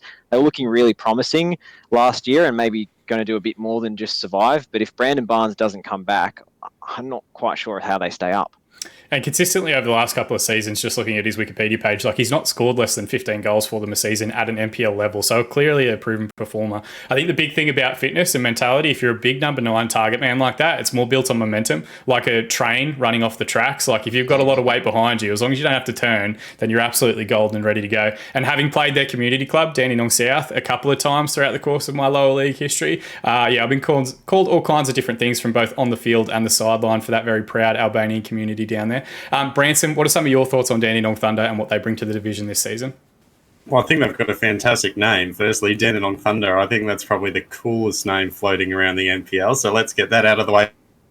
Totally agree about Brandon Barnes. I don't think Josh was over exaggerating when he said that he has single handedly kept them in the division. I think that is 100% accurate. We saw in 2020, I think they had 3 wins out of their first 5 games, but in 2019 they were in the relegation playoff and only narrowly avoided the drop. It was Brandon Barnes who scored in that relegation playoff to help them stay up. So again, if he is not here, that is a huge loss. I don't think we can sort of overstate that. I don't think there's one player who's more important to their team in the NPL than Brandon Barnes is to the Dandenong Thunder. So if he's not here, I think they are going to struggle. And as far as his weight and fitness go, Josh, you mentioned that Melbourne Knights game. That was iconic. He's already shown that even if he's not in peak physical condition, he is still more than capable of putting the ball in the back of the net and, of course, letting the fans know all about it afterwards. Yeah, definitely one that we hope to see in the division again this season. Speaking of sides that we hope to see in the division again this season, one of kind of the unknowns, I'm going to be completely honest with you guys, Eastern Lions Soccer Club, the next one up for us. They play out of the 1,500 capacity Gardeners Reserve in Burwood. Now, I played on this ground a few seasons ago. It is unrecognisable now at the moment. They've got a new AstroTurf pitch down there. They've got a large junior community playing in and around the Burwood area. They're finally getting their chance in the Victorian top flight after the 2020 season was delayed. Hopefully they'll get through a full year this time around. Those huge renovations have completed at the stadium, building a new clubhouse, building a new top tier stadium as well, getting rid of a lot of the rabbit holes and issues that they had previously. Well, the less said about council complaints from people that decided to live next to that venue, the better. But they've thankfully gotten through all of that to bring it up to NPL standard. And they've been bringing in players from in and around the NPL to add experience to their squad. No real big money signings or big name signings, but a lot of squad players that have previously had first team experience to help them out. They are coached by Kosti Pukasku, who has been around at the club for a few seasons, helping them up via NPL2 into the top flight. And they've had a mixed pre-season with results against both NPL 1 and 2 sides, Langwarrin and Moreland City. No victories in that game, but competitive draws in both fixtures. Gents, this was probably a good chance for us to kind of talk about some of the teams trying to come up to an NPL level and what that step up is like from even an NPL2 program. We've already briefly alluded to a lot of sides that have a ton of cash, like Laylaw, like Sunshine George Cross, all these teams in State 1 trying to get to this level. For Eastern Lions, what do you think is an acceptable pass mark coming into the division, and what do you think their expectations are for this season, making the jump up from the NPL2 level? Bran, I'll let you have the first crack at this one, mate. What do we need to know about the Lions themselves? Well, I'm glad you said at the start that you don't know a whole lot about them, because I'll be honest, I don't know either. I was really looking forward to watching them last year and getting to learn a little bit more. They are sort of rare in the NPL community here, in which I believe they have English roots at the club, which is actually rather uncommon. You mentioned, what would be an acceptable pass mark for them. I think it's avoiding relegation. As you mentioned, they haven't got the same amount of cash. They haven't got the same amount of big money signings or big player signings, and I think they're going to find that the leap up from NPL2 to the NPL is quite large. You're just facing higher quality players. There's more stronger teams in that division, so I think they're going to find it really, really tough. We saw that at the start of last year as well. They were winless in their first 5 games before the season got called off. They had 4 losses in there as well. So I think they were starting to struggle. They might have benefited from, the season getting called off, gives them a little bit more time to prepare and adjust perhaps. But I think for them, avoiding relegation really is the goal. I think it'll be difficult, but if they can, then that would, be a successful first season in the top flight for them, in my opinion. Yeah, absolutely perfect. And I guess the other thing to call out as well, big club at a junior level. Like Eastern Lions are very big at an NPL junior structure. Haven't quite matched that. Oh, well, I guess they are matching it because they're in the top flight now as a senior side as well. But not just Eastern Lions, their community club, Mount Waverley City, also massive. Full, junior structures all the way through their program. So getting those facilities alongside that might be the final piece of the puzzle. These guys might be someone that if they can stay in the top flight division because of the strength of that junior program and the wide variety of teams that they've got to pluck youngsters from, might be someone that kind of surprises us over the next few seasons. But Josh, same question to you. Eastern Lions, we're both kind of mentioned now, they're unknown as far as we're concerned. What is some of your background on the club and what do you expect for them for the season ahead? I think they were as surprised as anybody when they got promoted from NPL two. You know, they were kind of a very honest, hard-working, mid-table outfit in NPL two, and then they just had this dream season where everything went right for them, and they developed this really strong team chemistry and bond, and these players just achieved something that seemed really beyond them. And I think it's a credit to them that they've kept faith in the players who got them promoted. It might cost them, relegation, but that's kind of a secondary concern. I think it's more about the culture and the values at the club, which I really like. You mentioned the English influence brand. There's also a big Welsh influence there as well. So a real UK feel to the whole thing. It feels like a UK lower league side when you visit there. Something from the conference, that you might have seen have a one-off FA Cup run and play against one of the big boys. That's the kind of vibe you get. I think it's looking a bit different, as you mentioned, with all the facilities upgrades, which is fantastic. Look, I don't expect them to stay up this year. They are a very interesting side to watch because they play a very direct counter-attacking brand of football. I think the coach has done a fantastic job. 3-5-2 is almost always the structure, and they just hit the wing backs and then into the strikers as quickly as possible. So games can really turn on a dime when Eastern Lions are around, and they can be completely dominated in games and then suddenly sting somebody on the counter and come up with 3 points out of nowhere. So that's kind of the pattern for how they've achieved what they have. They also rely a lot on set pieces, and if he plays again this year, keep an eye out for the veteran Ziggy Rizuki, who has kind of grey dreadlocks. He plays at left wing back. He's unmissable, and he delivers all of their set pieces with that sweet left foot of his. So keep an eye out for him because he's a fun one. And Eastern Lions, look, I think it's just great. They're just happy to be here, basically. And as you said, they're a club that will put more resources into their infrastructure and their youth development than they will just ploughing money into first team salaries, which is pretty good to see, to be honest. Yeah, absolutely. And if you have got the time and you're listening to us now on an audio platform, don't click away from YouTube, but go and find Eastern Lions 2019 team photo because Ziggy will immediately stand out in the bunch. That very, very hairy man, but seems to have a lot of power in that left foot as well. Eastern Lions Boomer Facebook posting should be a Twitter account, I think, as well. They have a absolutely. hilarious social media presence where every letter is, every first letter of each word is capitalized. It's clearly somebody in their 60s operating it, but a very endearing side to have in the division. Absolutely, and very important that you called out for our Welsh audience the differentiation between the English and the Welsh there. The proud People's Republic of Wales. Obviously, we give a shout out to our fans from that area of the world. But we are going to jump forward to our next club as well. Right, gentlemen, jumping back in and heading to our next club, we head back to the northern suburbs and Green Gully. Obviously, a long history in Australian football. They have represented at both the Victorian Premier League, now an NPL level, and also back in the days of the NSL. Never quite a powerhouse at the NSL level, but a very, very proud position out there. Green Gully play out of the 10,000 capacity Green Gully Reserve in Keilor Downs. They are 9-time VPL champions, but as with some of the other sides that we've mentioned, yet to taste NPL success, which they are desperate to change in the next few seasons. Do have a long history of players that have represented both the A-League and the Socceroos throughout the course of their history. In 2016, that most high-profile game to date, they defeated the Central Coast Mariners 2-1 in the national stage of the FFA Cup via a 92nd minute winner by Liam Boland, who of course now plays with Avondale. The Avengers are very glad to have him on board. You may also recognise them as being one of the clubs previously mentioned by perennial link to A-League jobs manager Arthur Papas, and currently managed by Stephen Downs, who saved them from relegation in 2018 via the promotion relegation playoff. And they have a strong and consistent club culture, both backroom staff that have been there for a long period, a long tradition of bringing through young players from both their own NPL program and also from other players around the division. And names that you may recognise in the current squad include ex-A-League goalkeeper Jared Tyson, bit of a cult hero at Gold Coast United and the Western Sydney Wanderers. Stefan Negro, who's had time at Brisbane Roar and Melbourne Victory as well. Ex-Melbourne Heart Jeremy Walker, Adelaide United T-Boy Kamara. Christian Bramora, who was in the Newcastle Jets youth squad a few seasons ago and briefly played at Millwall in their development side. And Matthew Fletcher, who was most recently at the Central Coast Mariners. In addition to that, they've got a raft of English imports who look to be very tidy prospects at an NPL level. Gentlemen, I'll go with you first, Josh. What are some of your thoughts on Green Gully and the program they're putting together, and what do we expect for them for the season ahead? Well, I have a bit of a gripe with Green Gully at the moment.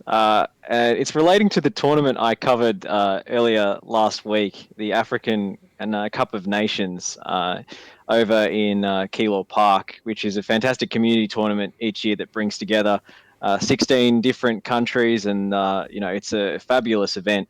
And Green Gully found out about the tournament. They found out that 3 of their first team players were scheduled to play for Liberia against Eritrea in the final, and forbid them from participating due to risk of injury, which I thought was no fun at all. So boo Green Gully in my books. But they always play possession football. They have some pretty exciting talents on their books, and they're always one to watch out for in NPL Victoria. I think they kind of fly under the radar a little bit for me.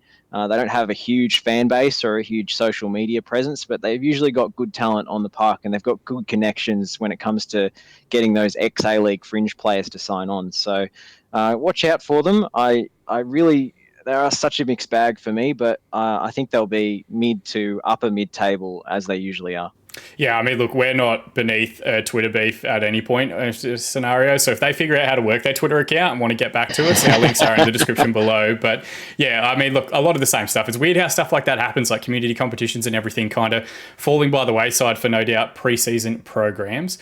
Branson, what are some of your memories of Green Gully, and what's your exposure to them at an NPL level?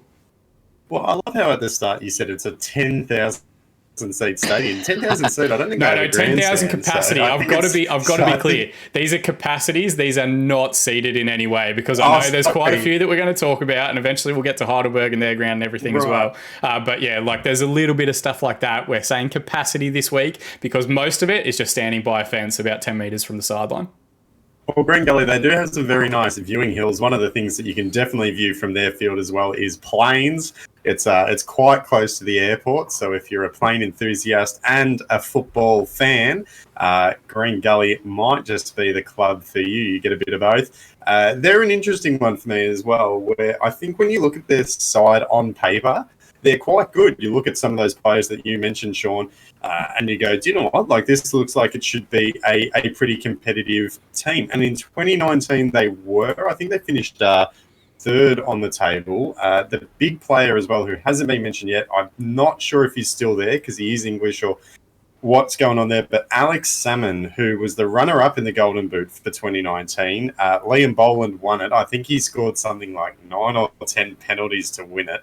And I think Alex Salmon had scored 1 penalty. So if you're the kind of person like me who thinks that maybe penalties shouldn't count for the Golden Boot, then Alex Salmon would have been the winner. He was quite a prolific goal scorer. So if they can get him back, I think they're going to be once again up the pointy end of the season. Once again at the top of the league come the pointy end of the season. Got there in the end. But again, I'm not too sure what to expect from them. I think they'll be decent, but we'll see.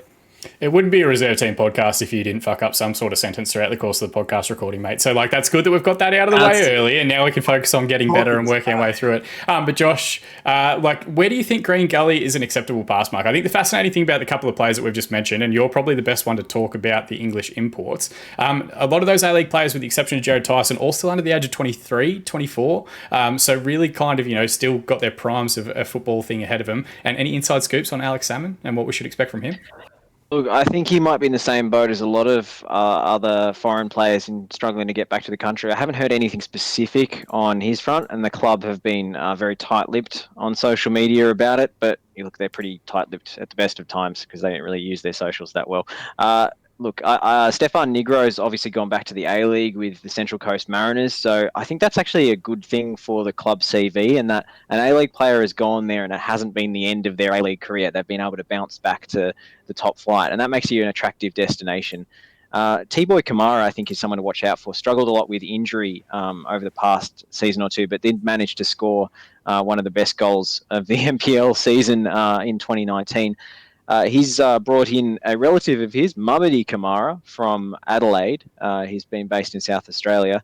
And I saw them both play for Liberia at this African Nations Cup tournament in the semi-finals, forbidden from playing the finals, as I mentioned, as well as Melvin Beckett, who they've signed from South Melbourne, who's going to be that enforcer at the base of midfield.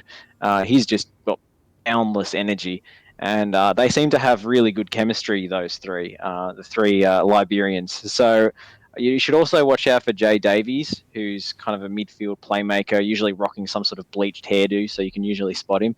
I've heard he's kind of their, like, informally their director of football, basically. He just, like, runs things. He's always on the phone trying to recruit players and so forth, and he's super influential off the pitch as well as on it. So he's one to watch out for. But Green Gully, a pass mark, I would say making the finals. If Alex Salmon is present, then I would up that to making the top 4.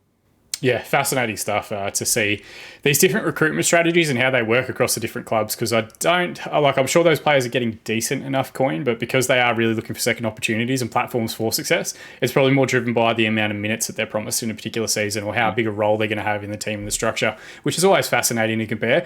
Speaking of comparisons, there's really no other direction to go than up, and that is Heidelberg United Warriors. Of course, back in the day, Collingwood Warriors, Heidelberg Warriors, whatever you want to refer to them, Alexander the Great, one of the best names Australian football has ever had for a football club and team. They were a part of the NSL back in the day, very briefly. Not much success during that period. Obviously, I think they risked quite a bit relating to the future of the club to get to that national level. But they are the reigning premiers, having getting knocked out early in the championship program at the end of last season. They do play out of the 12,000 capacity, not seated brand, Olympic Park in Heidelberg West, a part of the old 1956 Olympic Village. It has just been redeveloped as well. Now, full disclosure, I did my C licence and B licence at this venue and loved it back then. Now they've removed the athletics track that used to go around the pitch. They've upgraded quite a few of the training facilities as well. I think there's a new AstroTurf pitch out there as well. They are 2-time NSL Cup winners, 1-time NPL national champions in 2017, beating everyone else in the country, 5-time NPL Victoria champions and 4-time premiers. I think, Josh, you mentioned earlier that Bentley are probably the most successful NPL side. I think Heidelberg are like 1A, if we're having that conversation. They've developed a variety of junior players to have played for both Melbourne Victory and Melbourne City. They were also the NPL club of Kenny Atiu, who have brought up a few different times, who made the jump to A-League football on the back of a strong FFA Cup campaign when Heidelberg beat Perth Glory 1-0 in the FFA Cup quarterfinals that year. George Katsakis is one of the longest serving and most successful NPL managers anywhere in the country, building continuous talented squads over the last 5 seasons. Whilst 10 players have either departed or retired from that 2019 title winning side, they have got new signings including ex-NPL and West Bromwich Albion junior Owen Ashton, NPL Queensland's Tom Strickland, and retaining NPL stars from that title-winning season such as Ruben Way, Adrian Zara, and Sean Ellis. Obviously, huge club as far as the NPL structure is concerned. Phenomenal facilities out there that are just continuing to get better. We kind of talk about Heidelberg as being one of the perennial now powerhouses in the NPL competition, such has been their success over the last 10 seasons or so. Brant, I'll go to you first on this one. You are closest to Heidelberg geographically, I think. What are some of your memories of the Warriors themselves and what they offer the competition? Well, I think they are the powerhouse of the NPL Victoria. They finished on top of the table at the end of the season in each of the last 3 years. They finished runners-up in 2016 as well, so they've been top 2 for the past 4 years. So that in itself is remarkable. I'm very excited to see what they to get to go see in person what they've done at Olympic Village. They've done a lot of great work there. They posted a lot of fantastic photos on their social media account as well, and it just looks like it's going to be a superb facility. So I'm really looking forward to getting down there and getting to watch a game there live. I think with their squad, it's going to be interesting. They did make a bunch of new signings. I'm going to be honest, this might be my ignorance, but some of the names didn't quite leap out at me in terms of the way that some other, teams like Altona Magic, some of those names did. But as you said, Sean, George Katsakis, he absolutely knows what he's doing. He's the kind of manager who has no trouble in getting the best out of any team. I fully expect Heidelberg to be just as competitive this year as they have been over the last 5 years. I think they're just one of the best teams in the competition. They're always strong. They're always solid. They're always difficult to face. They always beat Avondale as well, which usually leads them to that silverware. I think it's like the last 2 years, Avondale played them in like the second last round with the chance to win the title, and Heidelberg won both. So they're just very, very strong, and I expect they will be again this season.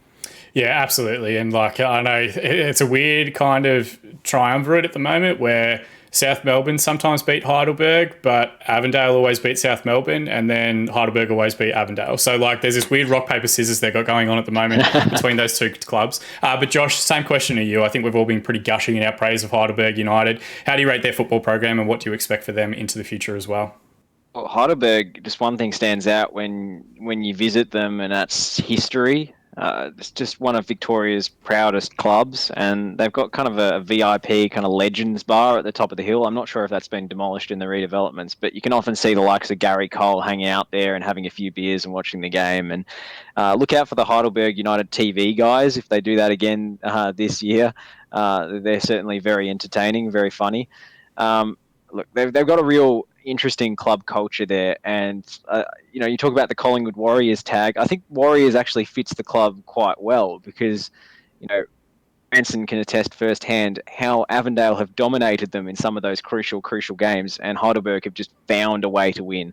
They're often very physical. They will play any style of football that they think will win them a game, and they're just fiercely competitive and got a massive mentality at all times. So George Katsakis really drives that. He's a hard taskmaster, and with him in charge, I don't think you can see them really missing the finals. But in terms of the recruitment, look, I don't know too much about the players they've brought in. Alex Castillo from WA has big raps on him. He's a giant centre half. He was actually in the finals of Nike's The Chance, which Tom Rogic ended up winning and propelling his professional career.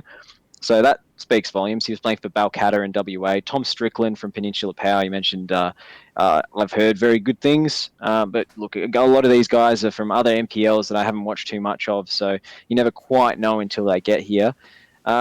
Harry Noon, what a loss for the club. Like, that's just huge. Out of central midfield, or sort of as a second striker he often plays. He's gone to Altona, as you mentioned earlier in the show, and I just don't see them being the same team without him. I don't see them contending for a title without him, but I think they'll still be very much in finals contention just due to the culture.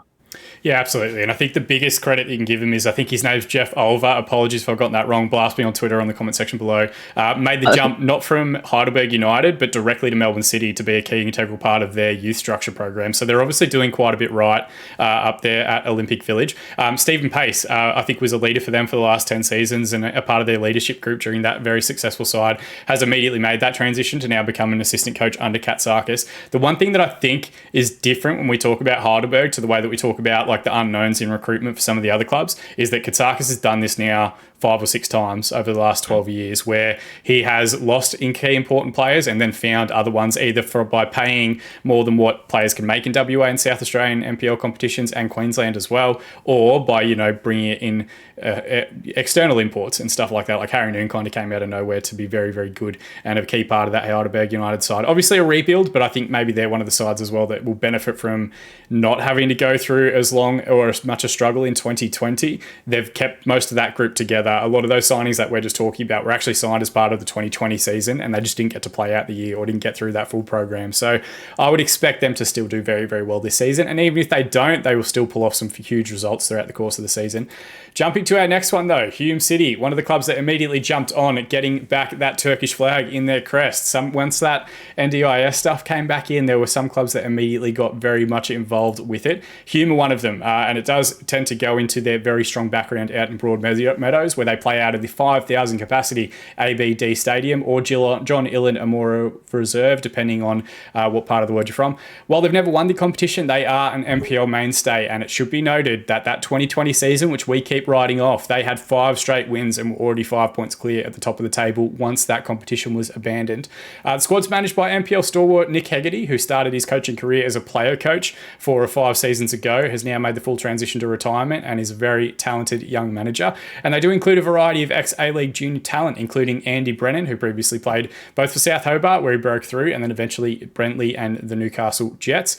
James Brown, who had a long career with Melbourne City, Gold Coast United and Newcastle. Josh Bingham, Theo Markellis, Mark Okieng, who again scores against Melbourne City. I cringe every time I have to read his name. Mitch Cooper, who of course has the notoriety of being the 17-year-old captain that Clive Palmer put in charge of Gold Coast United on his debut. And Marco Delic. Notably, they drew 1-1 with Melbourne Victory in a pre-season friendly earlier this season, where only a great individual goal from Callum McManaman saved Victory's blushers early on.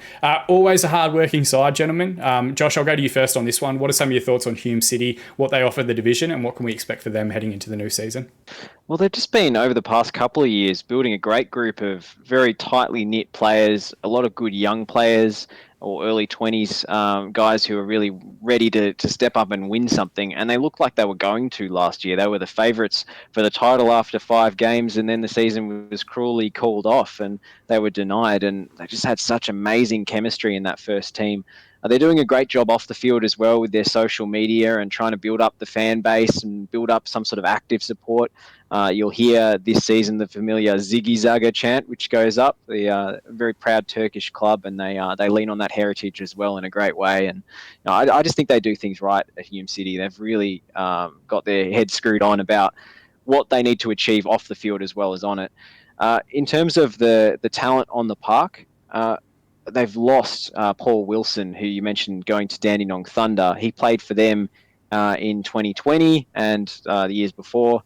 Went over to NPL South Australia after the cancellation of the season and hasn't come back. So he's gone to an NPL rival. That's a huge gaping hole at the centre of the defence because he's just such a composed player with his positioning and his distribution out of that role. So they've brought in, I think, Jordan Maricic to replace him in the centre of defence. I don't think he's anywhere near as good from what I've heard. So that's going to be tough for them to cope with. But one big signing that hasn't been announced yet, as far as I know, is Kane Shepherd, ex-Newcastle Jets, ex-Avondale. Branson will know him well. His goal-scoring exploits, very physical kind of target man up front, great eye for goal. He's coming in to lead the attack. And I think that out-and-out number 9 is something that they've lacked. Lots of good wingers, lots of good attacking midfield players, but maybe not that reliable goal-scoring target man. And they've got him now. I think Hume will pick up where they left off. Might be a little bit shakier at the back, but they're certainly going to score goals. Hey, look, they wouldn't be the only club in Australian football at the moment developing an attack philosophy. It's all right if you score 5. You can still concede 3 at that point. Bran, I love this venue. I'm a big rat for it. I think one of the things I didn't touch on, I probably should have in my earlier spiel, is that they were North Coburg for a little bit. They were Coburg United for a little bit. They've had a lot of different identity crises over the last kind of 20 years. But really, it feels like moving to Broadmeadows, getting this permanent home, is they are the biggest representative of, I think, the Turkish community in the northern suburbs. And I think the biggest club of any sporting code in the Broadmeadows area. So huge support out that way. What are some of your memories of them heading along to games from an Avondale perspective, and what do you expect for them for the season ahead? Well, as far as expectations go, I think they're going to be very, very strong. I totally agree with Josh, where they've sort of been building for the past few seasons. They've been getting stronger and stronger each year, and we really sort of saw that come into fruition last year when they were top of the league, 5 wins in 5 games. They were looking fantastic. Another player who hasn't been mentioned yet is Michael Weir. I believe he's still their goalkeeper. He was the goalkeeper of the year in 2019. He's fantastic between the posts. I am slightly annoyed that Josh beat me to the post on the Kane Shepherd news. He scooped on Jeremy, Rocky, and Kinnear too. I was like, that's right, I've got one in the bag. And then you went to him first, and then I was sitting there, and he hasn't mentioned it yet. And then he's gone, one big news. I'm like, oh no. But Kane Shepherd is a huge signing. He was fantastic at Avondale. Didn't quite get to, make his mark at the Jets, but I think he will be fantastic for them at an NPL level. I know you guys have already touched on it, but the active support and the community engagement that Hume have really is top notch. I remember going to the semi-final where not a semi-final, it was a final in 2019. Elimination final against Oakley, was it? And they had a huge elimination final. That's the one. They had a huge contingent of away fans. They had drums, they had music, they had flags, they had everything. They were vocal the whole game. It was fantastic to see.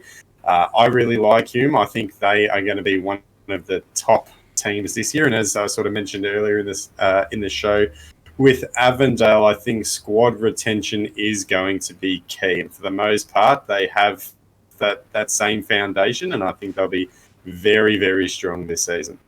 Just on Michael Weir, the goalkeeper, probably the best goalkeeping prospect outside of the A-League, I would say. I think it's surprising that he hasn't got a contract yet at professional level, but you mentioned that friendly match against Melbourne Victory that was 1-1. He made about 8 saves, and several of them were very spectacular, I heard, and Grant Brebner was apparently very impressed and inquired about him afterwards, so watch this space. Keep an eye on that one. See, this is throwing out the dynamic of our usual podcast because I'm the football manager guy with no background and no idea what I'm talking about. Brand, you're supposed to be the legitimate journalist, and Josh is absolutely whipping you so far this week. So what I'm going to do, I'm going to give you an opportunity to try and sort the dynamic out and get it back in there by throwing to you first for the next club. It is, of course, Melbourne Knights. If you're watching from interstate or listening from interstate, wherever in the world you might be, there are two clubs that immediately spring to mind when you talk about the old NSL era, and this is one of them. Perennial NSL side, they play out of the 15,000 capacity Knight Stadium in North Sunshine, one of the premier lower division grounds in Australia as far as I'm concerned. It's again just had a few different updates to the Mark Viduka stand and a few other areas during the 2020 season. Two-time NSL champions, one-time NSL Cup winners, three times VPL champions, but again, yet to taste success in the NPL era. They have dropped down divisions a couple of times throughout that time as well.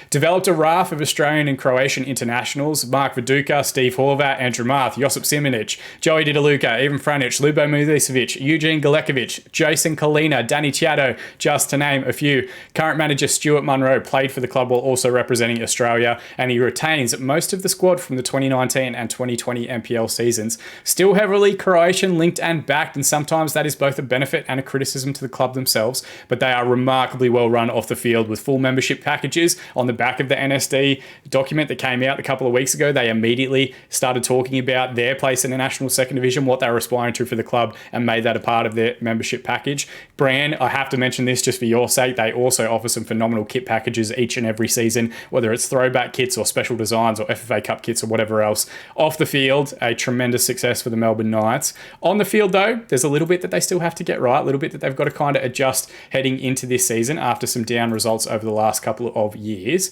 I will go first to you, Bran. Have you got any inside scoops that you can throw us for Melbourne Knights, or just what do you expect from them for the season ahead? You've stitched me up because I absolutely do not have anything insightful or breaking or earth-shattering that I can throw to on Melbourne Knights. It's just, I don't know, I should have looked at the order, and it's in alphabetical order, and you're 50-50 on who goes first. I'm not getting the rub of the green, but that is okay. Melbourne Knights are a fascinating club. You mentioned some of their history. Their history is huge. It's something that they're very proud of. It's something they should be very proud of. Their Croatian roots is another thing that they're very proud of, and it's fantastic. You know, the way that they're able to link with their sister clubs, in particularly Dandy City and North Geelong Warriors as well, and then, you know, the other Croatian clubs from interstate. It really is fantastic. I think they are very well run. When it comes to Victorian football, I would say they're probably the second biggest club when you look at, you know, Victorian football as a whole, behind a club we'll mention later. And ahead of Heidelberg United, but that success, it really hasn't translated to the NPL so far. They're the kind of team where you would expect them to be up the pointy end of the table, but for whatever reason, they just can't seem to get there. And they too have a knack for beating Avondale as well, by the way, if we're talking about clubs who just seem to roll out their best against them. But I think it was last season as well, they were, you know, they started off looking a bit shaky. They got absolutely pumped by Avondale after just saying they were good against them. I think they lost 6-1. They hadn't won in their first 5 games. They'd shipped something like 16 goals as well, so they weren't looking too flash. This season, I'm not too sure what to expect, to be honest. I, again, haven't seen a ton of massive player announcements coming out of the Knights. They might still be to come. I know the NPL transfer deadline, so to say, or the squad, have to be confirmed not until the 25th of Feb, so there could still be, you know, a lot to come out from them, and if it does, hopefully I'll beat Josh to the scoop on it. But I think that they are likely to finish mid-table. That's my prediction. Yeah, more than fair as well. I mean, I think you kind of touched on it about how well they're run and operated. Like, we talk about them as being a big club. With those big clubs come higher expectations, and I don't think... I think is where we talk about Heidelberg building like a Katsakis dynasty, where he's not really that front and centre in it, to be completely honest. But I think Melbourne Knights are now starting to make that transition where they really want to build something that's long-term and both long-term success. When we talk about National Second Division, and they're obviously one of those clubs that we talk about aspiring to get to that level, you do kind of have to marry the on-field success to it as well. So it'll be interesting to see if that comes in the upcoming season. Josh, what are some of your memories of Melbourne Knights? Obviously a fantastic venue to head out to. What do you think they're going to bring to this NPL season, and what are your hopes for them? Oh, Summer Street is just a sensational away trip if you can make it all the way to Sunshine. It's like walking back in time. The big Mark Viduka stand that the sale of that Australian legend paid for is named after him. They've got sensational Chivapi. It's a real monolith of Victorian football. And I do have some news on the coaching front. Stuart Monroe has amicably parted ways with the club. He was making a commute all the way to training from the Mornington Peninsula, and that's a long way if you don't live in Victoria. So he's decided to step down from the role. It wasn't going very well last season, as you covered. I'm hearing very, very good things about their new head coach, Steve Bebic, who, if this is his first senior job, he's had a lot of assistant coaching experience at St Albans, Northcote, and Dandy City. But I'm hearing very good things about the Knights system and the way they're trying to play this year, a little bit more possession focused. And that will play to the benefit of Anthony Giselle, who is a stalwart of their central midfield and the brother of Luke Giselle, who's on the books of Western United. I think he's very underrated, and Knights, with their kind of direct long ball style of play in recent seasons, have not played to his strengths. So that cultural shift under Bebic will really be important. They thrashed Heidelberg in a friendly the other day. I don't know if it was reflected in the scoreline, but apparently they absolutely killed them. And look, not too much news on the signings front. I'm very encouraged by Aidan Bryce coming back from Northern New South Wales. He was very good in the centre of defence in a disappointing year for them in 2019. Alan Webb is an interesting one.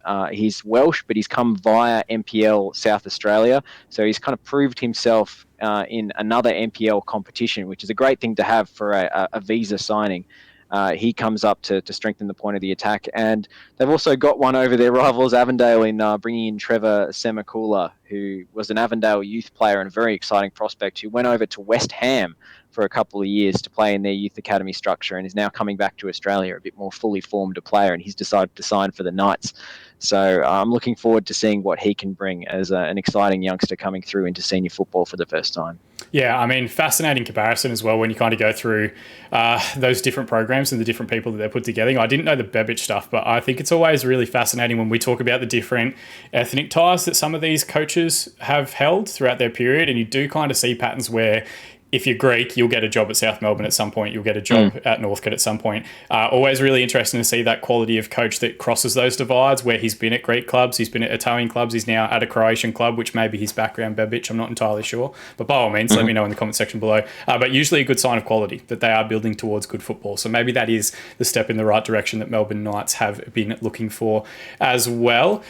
We will now jump across to our next team, which is down the road to the Oakley Cannons. Now, the Oakley Cannons play out of Jack Edwards Reserve. I haven't played against them directly, but I've played on their pitch, and I think it is massively underrated, both in terms of the quality of the canteen, which we've been shouting out all up and down the division so far, and also for the playing surface there as well. They are managed by long-time NPL coach Chris Taylor, who's previously had stints at Northcote and South Melbourne itself. A little bit ill-fated at South Melbourne, but more about them in a moment. Previous seasons have seen both ex-A-League Gold Coast United and Brisbane Roar coach Miron Blyberg at the helm, and of course Arthur Papas. If you're familiar with NPL football, he's one of the highest rated coaches and is always in and around any vacant roles at this level. The squad does include quite a few ex-A-League juniors, both from 10 years ago and most recently. Nick Feely and Joe Knowles were both previously at Perth Glory. Oscar Dillon, talented young defender previously at Western United. Matt Fascini had a long career in Melbourne Victory's Youth Academy and a few first-team appearances for them early on.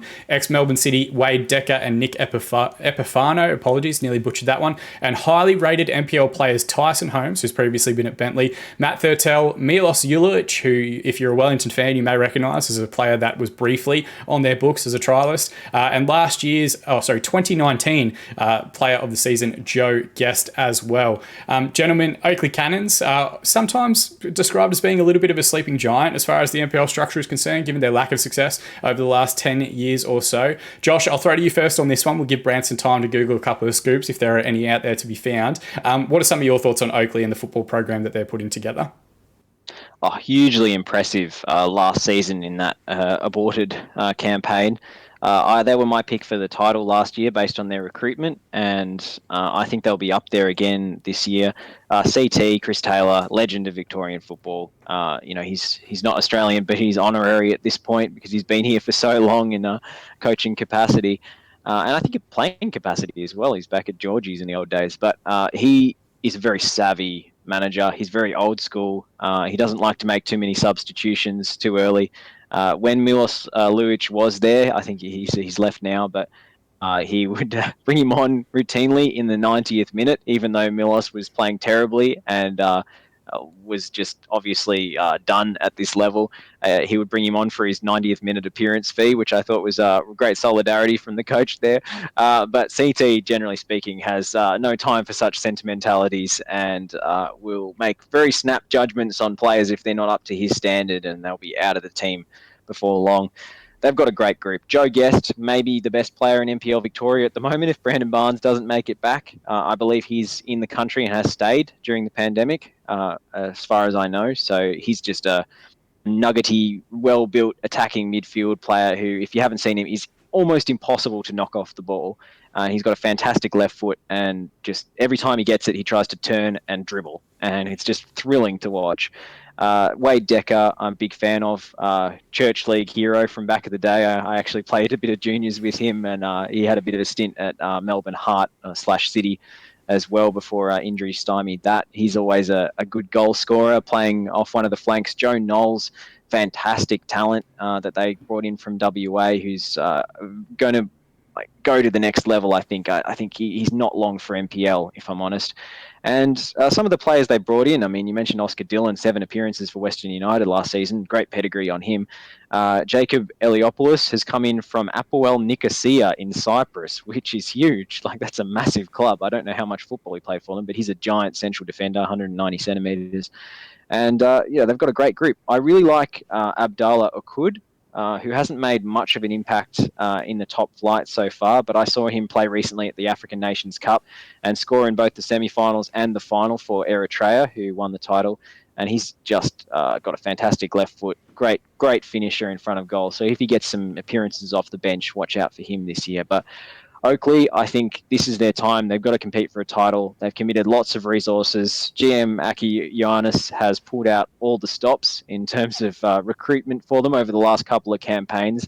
They've got generous sponsorship and corporate backing. They need to make it happen this year. So I think they're my tip to finish at least in the top 3.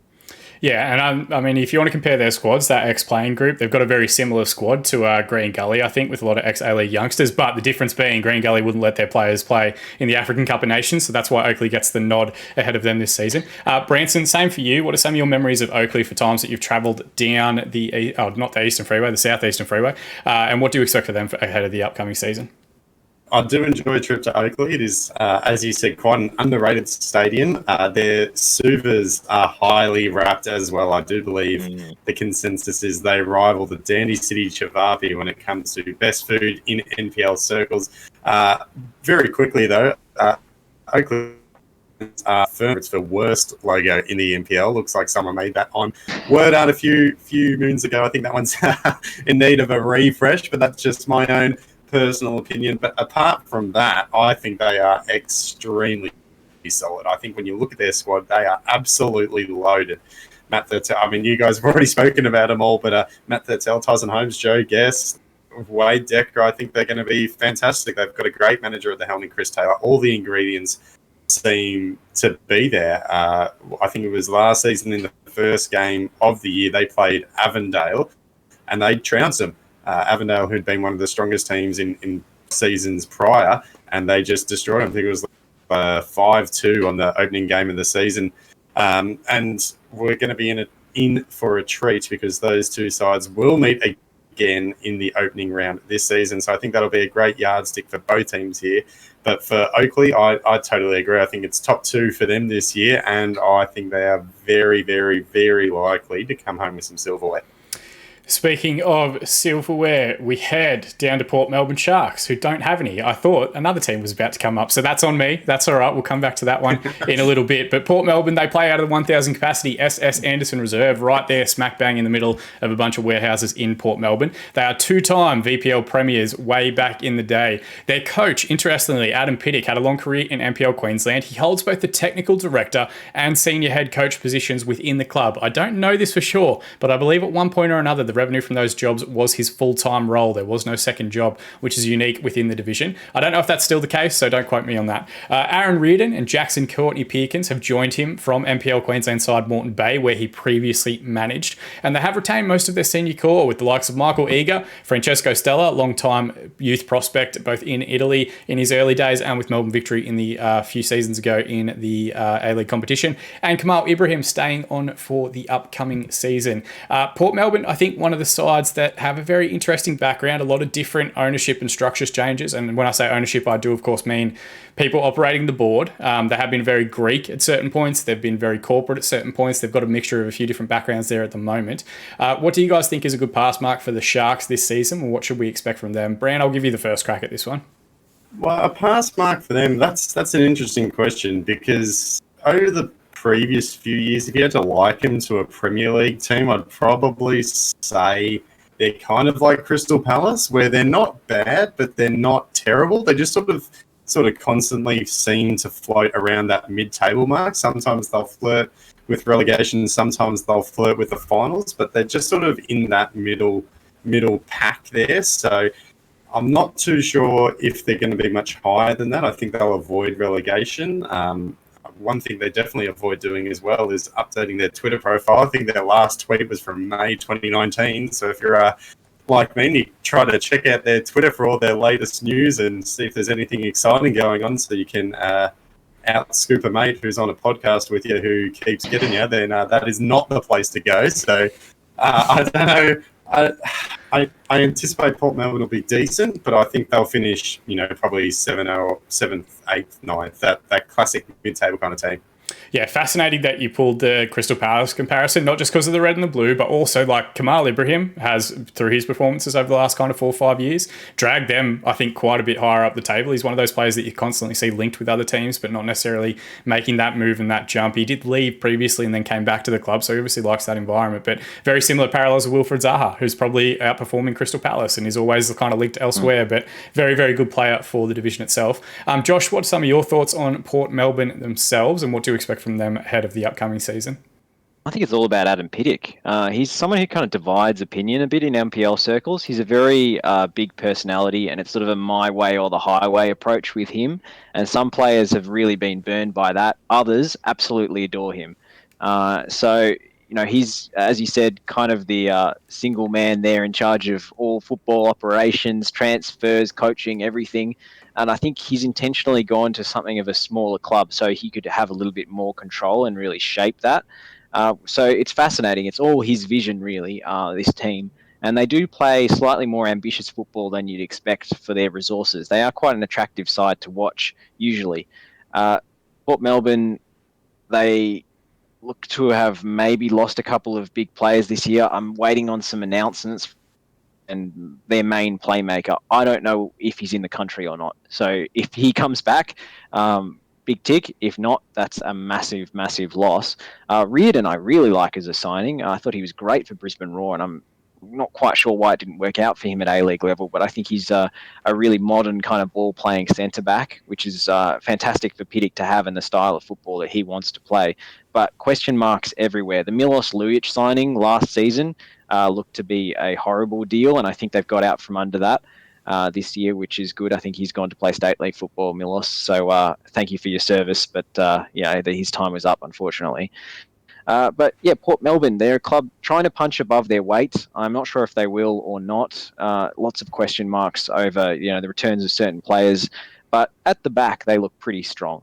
Michael Eager is a veteran of NPL Victoria. Kaya de Godoy has a great left foot on him.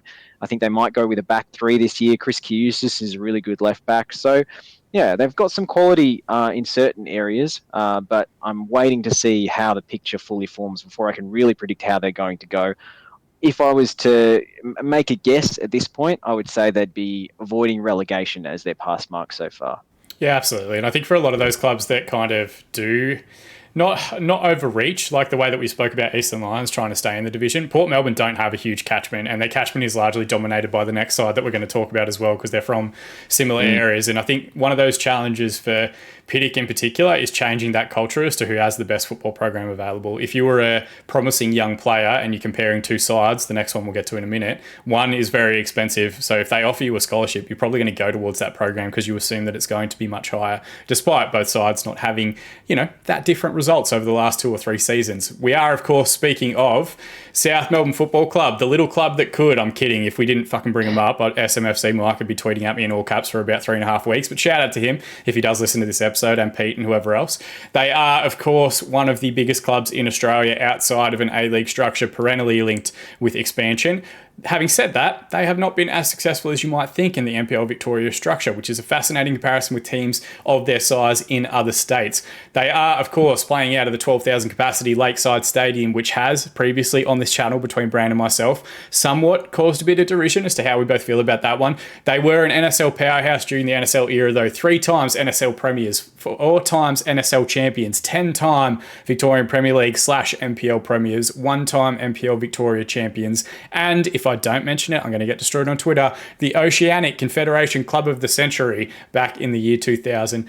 Current manager is not Roberto Carlos, as they were originally targeted by 2021 with A-League expansion, but Argentine Esteban Quintas, who's been in charge since 2019 and has now had a good period with the club. They do boast some of the most talented NPL talent in the country. Brad Norton, previously at Adelaide United, Josh Wallen, an ex-QPR junior, Marcus Schroen, who's been at a few different clubs around an NPL level, Harrison Sawyer, big, huge target man that a lot of people are a big rap for, and Jerry Siladas. Apologies if I butchered any of the pronunciations there, boys. They've also been recruiting heavily from across Australia. They've added striker Henry Raw from NPL side Lions FC up there in the NPL Queensland competition, and North Shore Mariners excitement machine Freddie Say from the NPL New South Wales program. They have vast resources. They have very talented juniors coming through each and every season. We know that because they were able to afford $2,000 a year or get a scholarship to be in those programs. Like South Melbourne, we could talk about, I think, as their own podcast for the next 2.5 hours. But Josh, I'll go to you first. They obviously haven't done that well in the NPL program. They would expect to have had some sort of dominance at this level, similar to what we see with like a Wollongong Wolves or an Adelaide City in the SA NPL competitions. Campbelltown's been kind of chipping away at them as well. South Melbourne should be a side that challenges for the title each and every year. What reasons do you think they haven't over the last few seasons, and what do you think their targets are for the season ahead?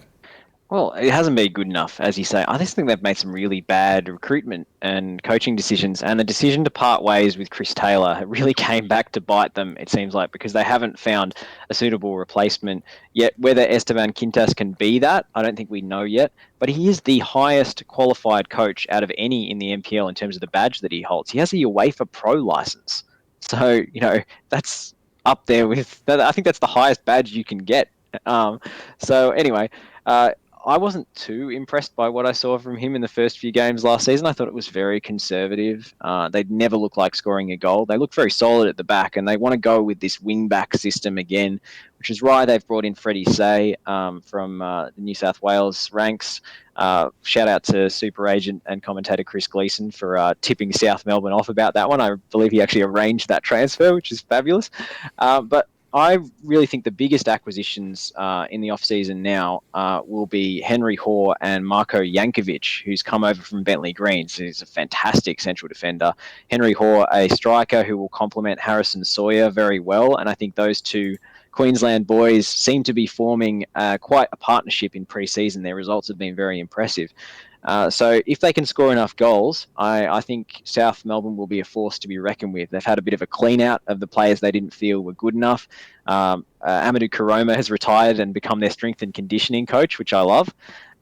So I think they've made some very intelligent moves. They've had some changes sort of at boardroom level with some more sensible people in charge making the decisions now. And they really have to get their act together because they want to be the ones not only in the second division, but spearheading the national second division. And if so, they have to get their football program up to scratch. Yeah, and apologies to Henry Hoare. I think I said Henry Raw because I was talking about Lions FC. So, obviously coming off the pole with that one. But yeah, like 100%, if you were to pick a national second division based on playing performances and the champions of each different region, South Melbourne aren't even in the top 4 conversation, which is mind-boggling to think about. But as far as resourcing and cash and notoriety, like they are definitely at the top of that pile. Brand, there's nothing like beating South Melbourne as far as Avondale fanship is concerned. What are some of your favourite memories playing against them, and what do you think they're aiming for this season? Well, I think this year they're aiming to return to relevancy. I think for the past two full seasons, they have been largely irrelevant. I mean, Josh sort of touched on it. Since they've moved on from Chris Taylor, they've really sort of struggled. They haven't made the finals in the 2 years since. They didn't look like they were the kind of side who would push for the finals in 2020. So I think that's going to be their ultimate goal. I totally agree that I think Hawes going to be huge. Him and Sawyer up front could be quite a dynamic duo. I quite like Jerry Salados as well, who used to play for Northcote City and moved across for South Melbourne as well. I think he is very, very good. I think he got a look in as well at the A-League with a trial at Newcastle Jets and didn't quite get to obviously make the cut, but I think he is very, very good as well. I think, South Melbourne, they've really got to be pushing for the finals. Such a large club, and I know, we've got mixed feelings about South Melbourne, but they do have a very proud history. They are the biggest club in Victorian football, you could argue, in Australian football. Oceania Club of the Century. I know, we sort of say that with a grain of salt, but that is in itself a huge accomplishment. They've got a bunch of passionate fans. They do very well at engaging them as well. So I think it's good for the league when South Melbourne are good. But part of me always likes it that they're not. So it's sort of a bit of a weird mix then. But I definitely think that they will be shooting for making the finals again. But I honestly don't think they will. All right, show of hands, just really quickly before we get beyond them. Who thinks South Melbourne should be in a national second division? Just a quick. I mean, obviously. Yeah, cool. So, we are all aligned that they would be in that conversation, because I think there is an element, and you touched on it there, Brand. They've got a very passionate supporter base, and I think they're so passionate and so invested that they kind of do get shut out a little bit and made kind of pariahs as far as football is concerned, because they're not an A-League side at the moment. But we've engaged with their fan base before and it was fine. We've had videos that performed okay and that they responded positively to. We've had videos they didn't respond positively to, and that's fine as well. At least they give a shit. They've clearly got an invested fan base that is continuing to support the club to this day. So a tremendous amount of credit to them. Hopefully they get back towards the top of Australian football, but hopefully it's not at the expense of any of the teams that we support, because that's not what we want to see. We now do head, though, gentlemen, to our last club on the list, the St Albans Saints, also known as Dynamo Soccer Club, another club that very quickly got that D back on the label as soon as the NDIS came away. They do play out of the 3,500 capacity Churchill Reserve in St Albans.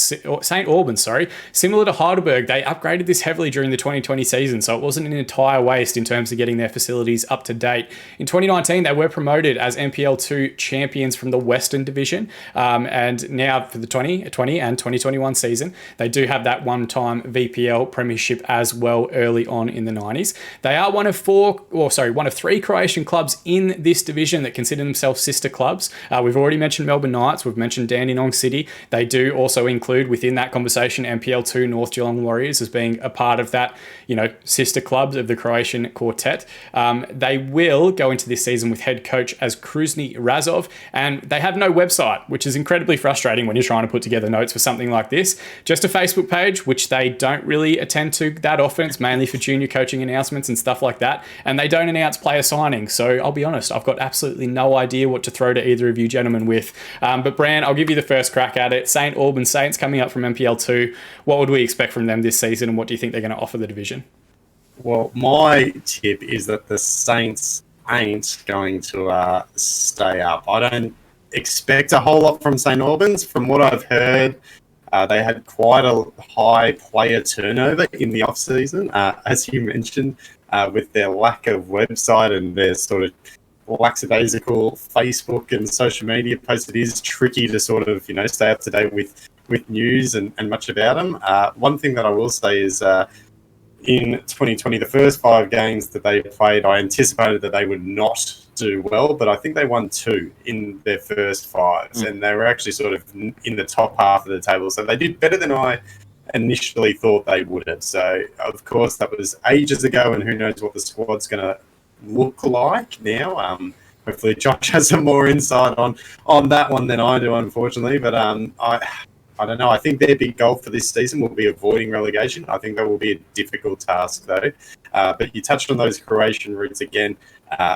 I love Croatian NPL teams. I don't know what it is. It's just a thing. All of them seem to be so welcoming and so passionate, and making the trip out to St Albans. They've got a great club rooms. with lots of memorabilia from players past, and I would like to see them do well, but I don't think they will. Yeah, I mean, this is the toughest way to describe them. They've had 3 preseason results against NPL sides where they've lost 1-2-0, won 1-2-0, and drawn 2-2. So, what do you take from those 3 results that they've posted? And even then, they were posted by a comment on some other post that I found, not necessarily on their own website, or their own social media. Josh, what is your knowledge base on St Albans Saints, and do you kind of echo Brand's sentiment that they might struggle this year heading up to the top tier of competition? I find it really hard to know because I'm pretty much in the dark on this one, gents. I was really impressed with their kind of underdog displays last season until the season got called off. I really liked a few of their signings that they brought in. Oliver Bassett was incredibly impressive. The shock of red hair made him easy to spot in midfield, and he was just an absolute gun. I'm pretty sure he was a UK import though, so I'm not sure if he'll be back, which is a big shame. But they were playing some really exciting football, and some of it was obscured by a massive light pole in the way of the camera for the NPL streams, which was pretty funny. But they've made some facilities upgrades as well, which is terrific to see. Kruni Razov is a really well-respected coach and very popular in NPL circles. But I do wonder, you've talked about squad turnover, Branson, how many of those players they've been able to retain, and whether maybe their big brothers over at Melbourne Knights down the road will have looked enviously on some of those performances at the start of the season and tried to pluck a few of those homegrown talents.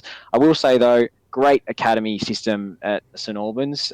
Dynamo bring through a lot of youth players, and it's really great to see, as well as a lot of players from their sister clubs, which kind of some of them get cast aside and then they pick them up and they end up doing well and then going back. One such example of a player who's come through the ranks is Nicholas Milanovic, who Western United have signed, and he's actually made some A-League appearances already this season off the bench, which is fantastic to see and a real testament to the club. So, look, you never know what kind of young talents will be coming through, but I'm pretty much in the dark in terms of the makeup of their squad this year, so I have no idea where they'll finish. If they have most of the players from last season or anywhere near the same strength of squad, I think they'll be mid-table. If it's, as you say, Branson, they've lost a lot of players, they could well be heading straight back down to NPL 2. Yeah, I think the clear one that's kind of come through is that there's definitely tiers and structure to this. It won't be necessarily how St Albans perform against the Heidelbergs, Bentleys, whoever else. This will be about how St Albans perform against the likes of Eastern Lions, likes of Port Melbourne, those teams that we've spoken about as dealing with smaller structures. But as you've mentioned, a very proud history in the game. Back in the 80s, very successful. Like Branko Kalina played there when he was a Socceroo. Way back in the day, that's where they won their 1 VPL title. So they've definitely got a good structure there. It's just more, I think, for a lot of these clubs, as a fan, they need to get better visibility. They need to be more engaging with a lot of different people and need to kind of be bringing themselves up to date if they want to compete with the sides that do this stuff incredibly well, like the Heidelbergs, Bentleys and South Melbournes of the world. But gentlemen, we've gone flying over time, as we always do, but that does bring us to the end of kind of our main section today. There is one last thing, though, that I want to get you involved with, Josh. We do this every single week. We're going to jump back into it now. So this is the Reserve Team Hall of Fame. Branson and I'm handing back the reins of hosting to you. But what we do each and every week, Josh, is we each nominate someone that is our Hall of Fame inductee or nomination for that week. And then it goes to a Twitter poll where the fans will decide, both the people within the reserve team and people external as well. Do you want to go first with this one so that Brandon and I don't steal any of your ideas, or is it better if we go first and try and show you the ropes as to what we're working with? Show me the ropes first. I've got a few in mind, so I don't think I'll be gazumped. Excellent. I'm going to take mine because you've already kind of spotted him at various points throughout the broadcast if you've been watching along with us on YouTube. But we have to nominate Tuba Guy. I don't know if I love this or if I hate it. Most of me hates it, but also there was something just about it that was so perennially Australian football and A-League. And the W-League coverage has been disgusting all season. We're not by anyone celebrating this fact, but just the sheer... we'll remember Tuba Guy until we're all old men, reminiscing about the early days of the A-League and W-League television coverage. So I'm going with this week, Tuba Guy as my nomination, not celebrating the fact, just calling it out as being an important landmark as far as Australian football and hopefully a turning point in our broadcasting history, but more on that in a little bit. Branson, who are you going to nominate this week? Well, I just want to discuss Tuba Guy because I think that rings an interesting discussion with the Hall of Fame where I feel like we almost need not a rival, but a sister hall, which is the Hall of Shame. And I think Tuba Guy would very nicely sit in there. Nothing nothing against him personally, but more to do with, the Fox Sports coverage and the debacle that was there. So maybe if he doesn't quite get into the Hall of Fame, he would be a foundation of the Hall of Shame. As far as my Hall of Fame nomination goes, I still can't get over the fact that the Spew Kids have now been rejected twice. It's torn me. I don't get it. I don't get how they haven't got there. They lost to a TIFO. Great, cool, no worries. I don't even have another nomination. I've just been in such shock that I haven't even thought of one. I've got PTSD. I have no idea. So full disclosure, right? So the Spew Kit actually was winning until about 12 hours before the poll closed, when I retweeted the poll and tagged the Red Army saying that we need to rally and try and get their amazing TIFO back in it this week. And then all of a sudden I got like 25 votes in the space of like the last hour of the retweet. You've just got to engage social media better, Bram. Like, you've got to learn from SMFC Mike. He's got a passionate fan base. You need to build your own. That's the difference. I'm the 8-time now inductee champion, and that's why. Hey, just quickly, you learned that trick from me, because I engaged Marvin and he got in, and then I engaged him for the sauce balls and he got in, and I did the Croatian duck and he got in as well. So by the time I saw your tweet, the poll had closed and I was like, oh no, this is not going to be good for the results. But Josh, it's your turn, mate. We've just sort of taken over. Let's see what you've got. Has Karen Bullett's offside celebration made it in yet? Not yet, but there's always this week. Well, I think I might nominate that, because there was shades of Karen Bullett in Dylan Parish wheeling away for his goal when the offside flag was up and the fireworks going off, Diamante jumping on his back, and then that horrible moment of realization. There's no more greater there's no greater schadenfreude than seeing somebody's hopes and dreams get crushed. So apologies to Dylan Parish, but I think I'm going with the all-time favourite in Karen Bullett, because I think that's just an immortal A-League meme and deserves to be in the Hall of Fame. Yeah, I mean, the one challenge is that the A-League's given us so much already in the early part of the season that stuff keeps coming each week that we want to talk about. But yeah, that is absolutely nailed on as being one of the all-time Hall of Fame moments as far as the league is concerned. So Branson, are we assuming that you're going to nominate the Spew Kits again for a third time in the hope that they go in? It's a pretty strong lineup this week. So part of me wanted to do that, but I'm too mad. I'm still spewing. I've used that joke, I think, 3 times now. I'll keep using it until they get in, because they have to be in there. But Josh really sort of touched a nerve when he talked about seeing someone's hopes and dreams getting crushed. So my nomination this week, Sean, it is yourself, because someone did share. It was going around the reserve team group chat. You were at a particular W League game on the weekend, and in that game a goal was scored, but in the background there was a very sad, very dejected Sean, who can be seen in the background with his hands on his head, looking very sad, captured beautifully in screenshot format. So I think that that might have to be my nomination for this week. We've all been there. We've all felt that moment as fans of, I think they call it the surrender cobra, when the hands go to the head. I think it has a name. We've all been there. We've all felt it. Unfortunately, yours was captured on camera, but it was an iconic moment within the reserve team community. I'm sure they'll get around it. It might not be as popular in the broader community, but if nothing else, if it brings the satisfaction of you having to tweet out that image of yourself looking sad, then I'll take that from as a way to bring you back down to earth from your 8-time Hall of Fame inductee pedestal. You got a while to go before you catch me yet, mate. But yes, it was Tyler Vlanich. Shout out to her. She had a great game, but she missed an absolute sitter from 6 yards out. And unfortunately, camera angles just happened to pick me out head and hands. And then immediately, Mario Hescher from Brisbane Roar went up the other end and had the finish of the afternoon, where Brisbane went 3-2 up after we brought it back to 2-2. But yes, as sad as I was when we missed that goal, I was even sadder when Brisbane scored immediately after, and I started drinking heavily ahead of the A-League game. And thank God I did, because Melbourne City was shit. So yeah, fantastic nominations from each of us. But Josh, that actually brings your portion of this week's episode to an end. I do want to thank you for jumping in with us. I'll let Brant go in a second. Your links will be down in the description below, both Football Nation Radio and your direct Twitter accounts. But if people want to check out more of your content, where's the best place to do that? Oh, yeah, just go to FNR socials, FNR Football Nation Radio. I'm on at least twice a week, sometimes 3 times a week on the live programs, and there'll be more coming up with the NPL club shows coming back over the course of the next few weeks. So look out for that. I'm always self-promoting, so just follow my Twitter and you'll see everything there. And doing a fantastic job of it as well, man. We both thank you very much for jumping on, and we look forward to hopefully doing some stuff with you again in the future if we can get that sorted. Branson, I'll let you have the final word, mate. What were you going to jump in with? I was going to say, you said you were very sad. I too was just then very sad when I realised I absolutely butchered the telling of that story in the fact that it wasn't the goal scored, it was the goal missed. And as soon as you said, I'm like, oh no, I haven't even told the story right. So there we go. That's karma for trying to bring you down for your Hall of Fame pedigree, and I go ahead and butcher the story. So there we go. That's just great. Classic brand. And a classic brand note to go out on, but we are going to jump back into our A-League preview for the upcoming weekend's fixtures. Alrighty, taking a look at our final segment for what has been a bumper reserve team podcast. We're going to get through their preview. Sean, you and I, we're going to rattle through these. We're going to start off with the W League. The first game we're going to talk about is Melbourne City taking on Sydney FC on Thursday night football. I'm tipping, this is a big one. I'm tipping Sydney FC here. What about you?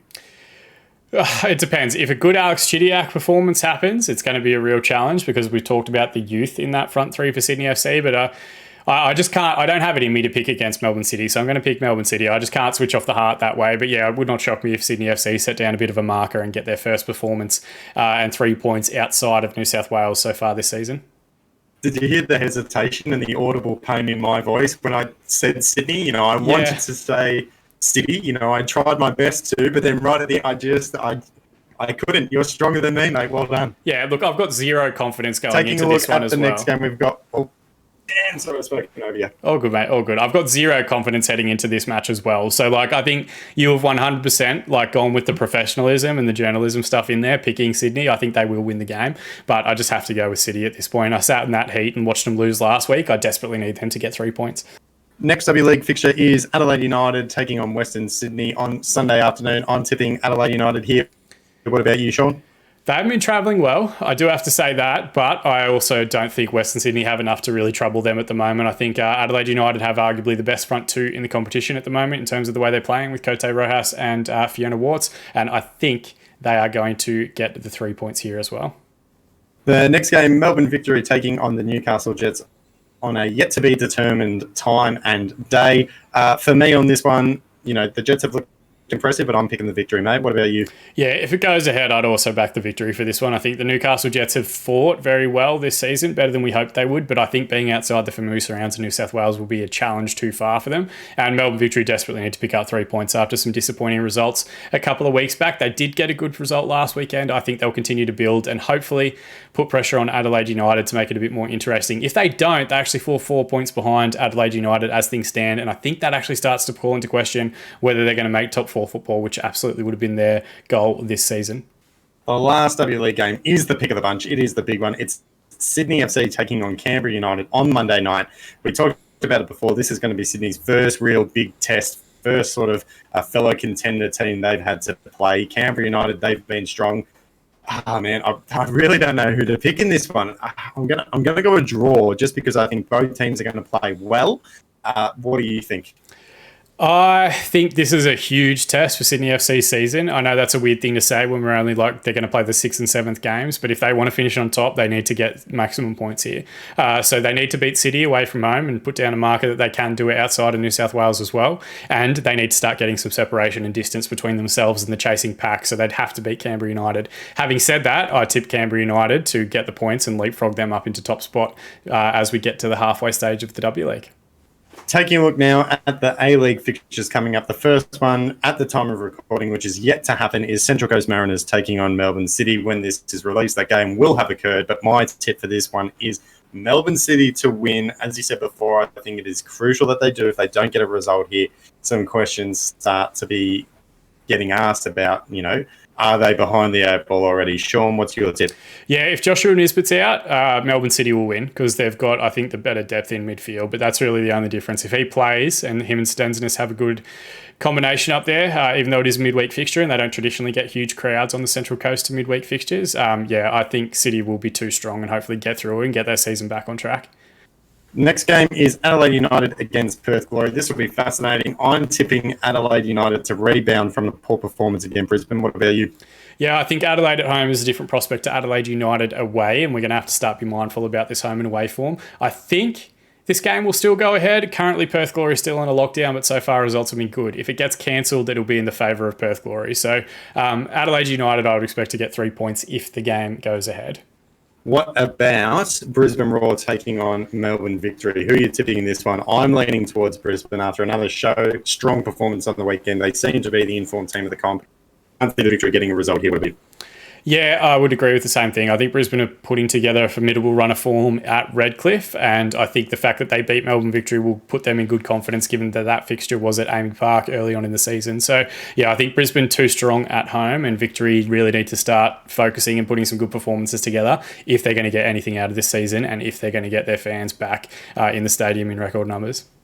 The next game is the repeat of the round one fixture. I don't know if this one has a name, a derby name yet. Sorry. MacArthur taking on Western Sydney Wanderers. I think it's just the Western derby. Not sure. Moving on. This will be an interesting one. I am going to tip. Who am I going to tip? I think this is going to be a draw in a cagey affair. What about you?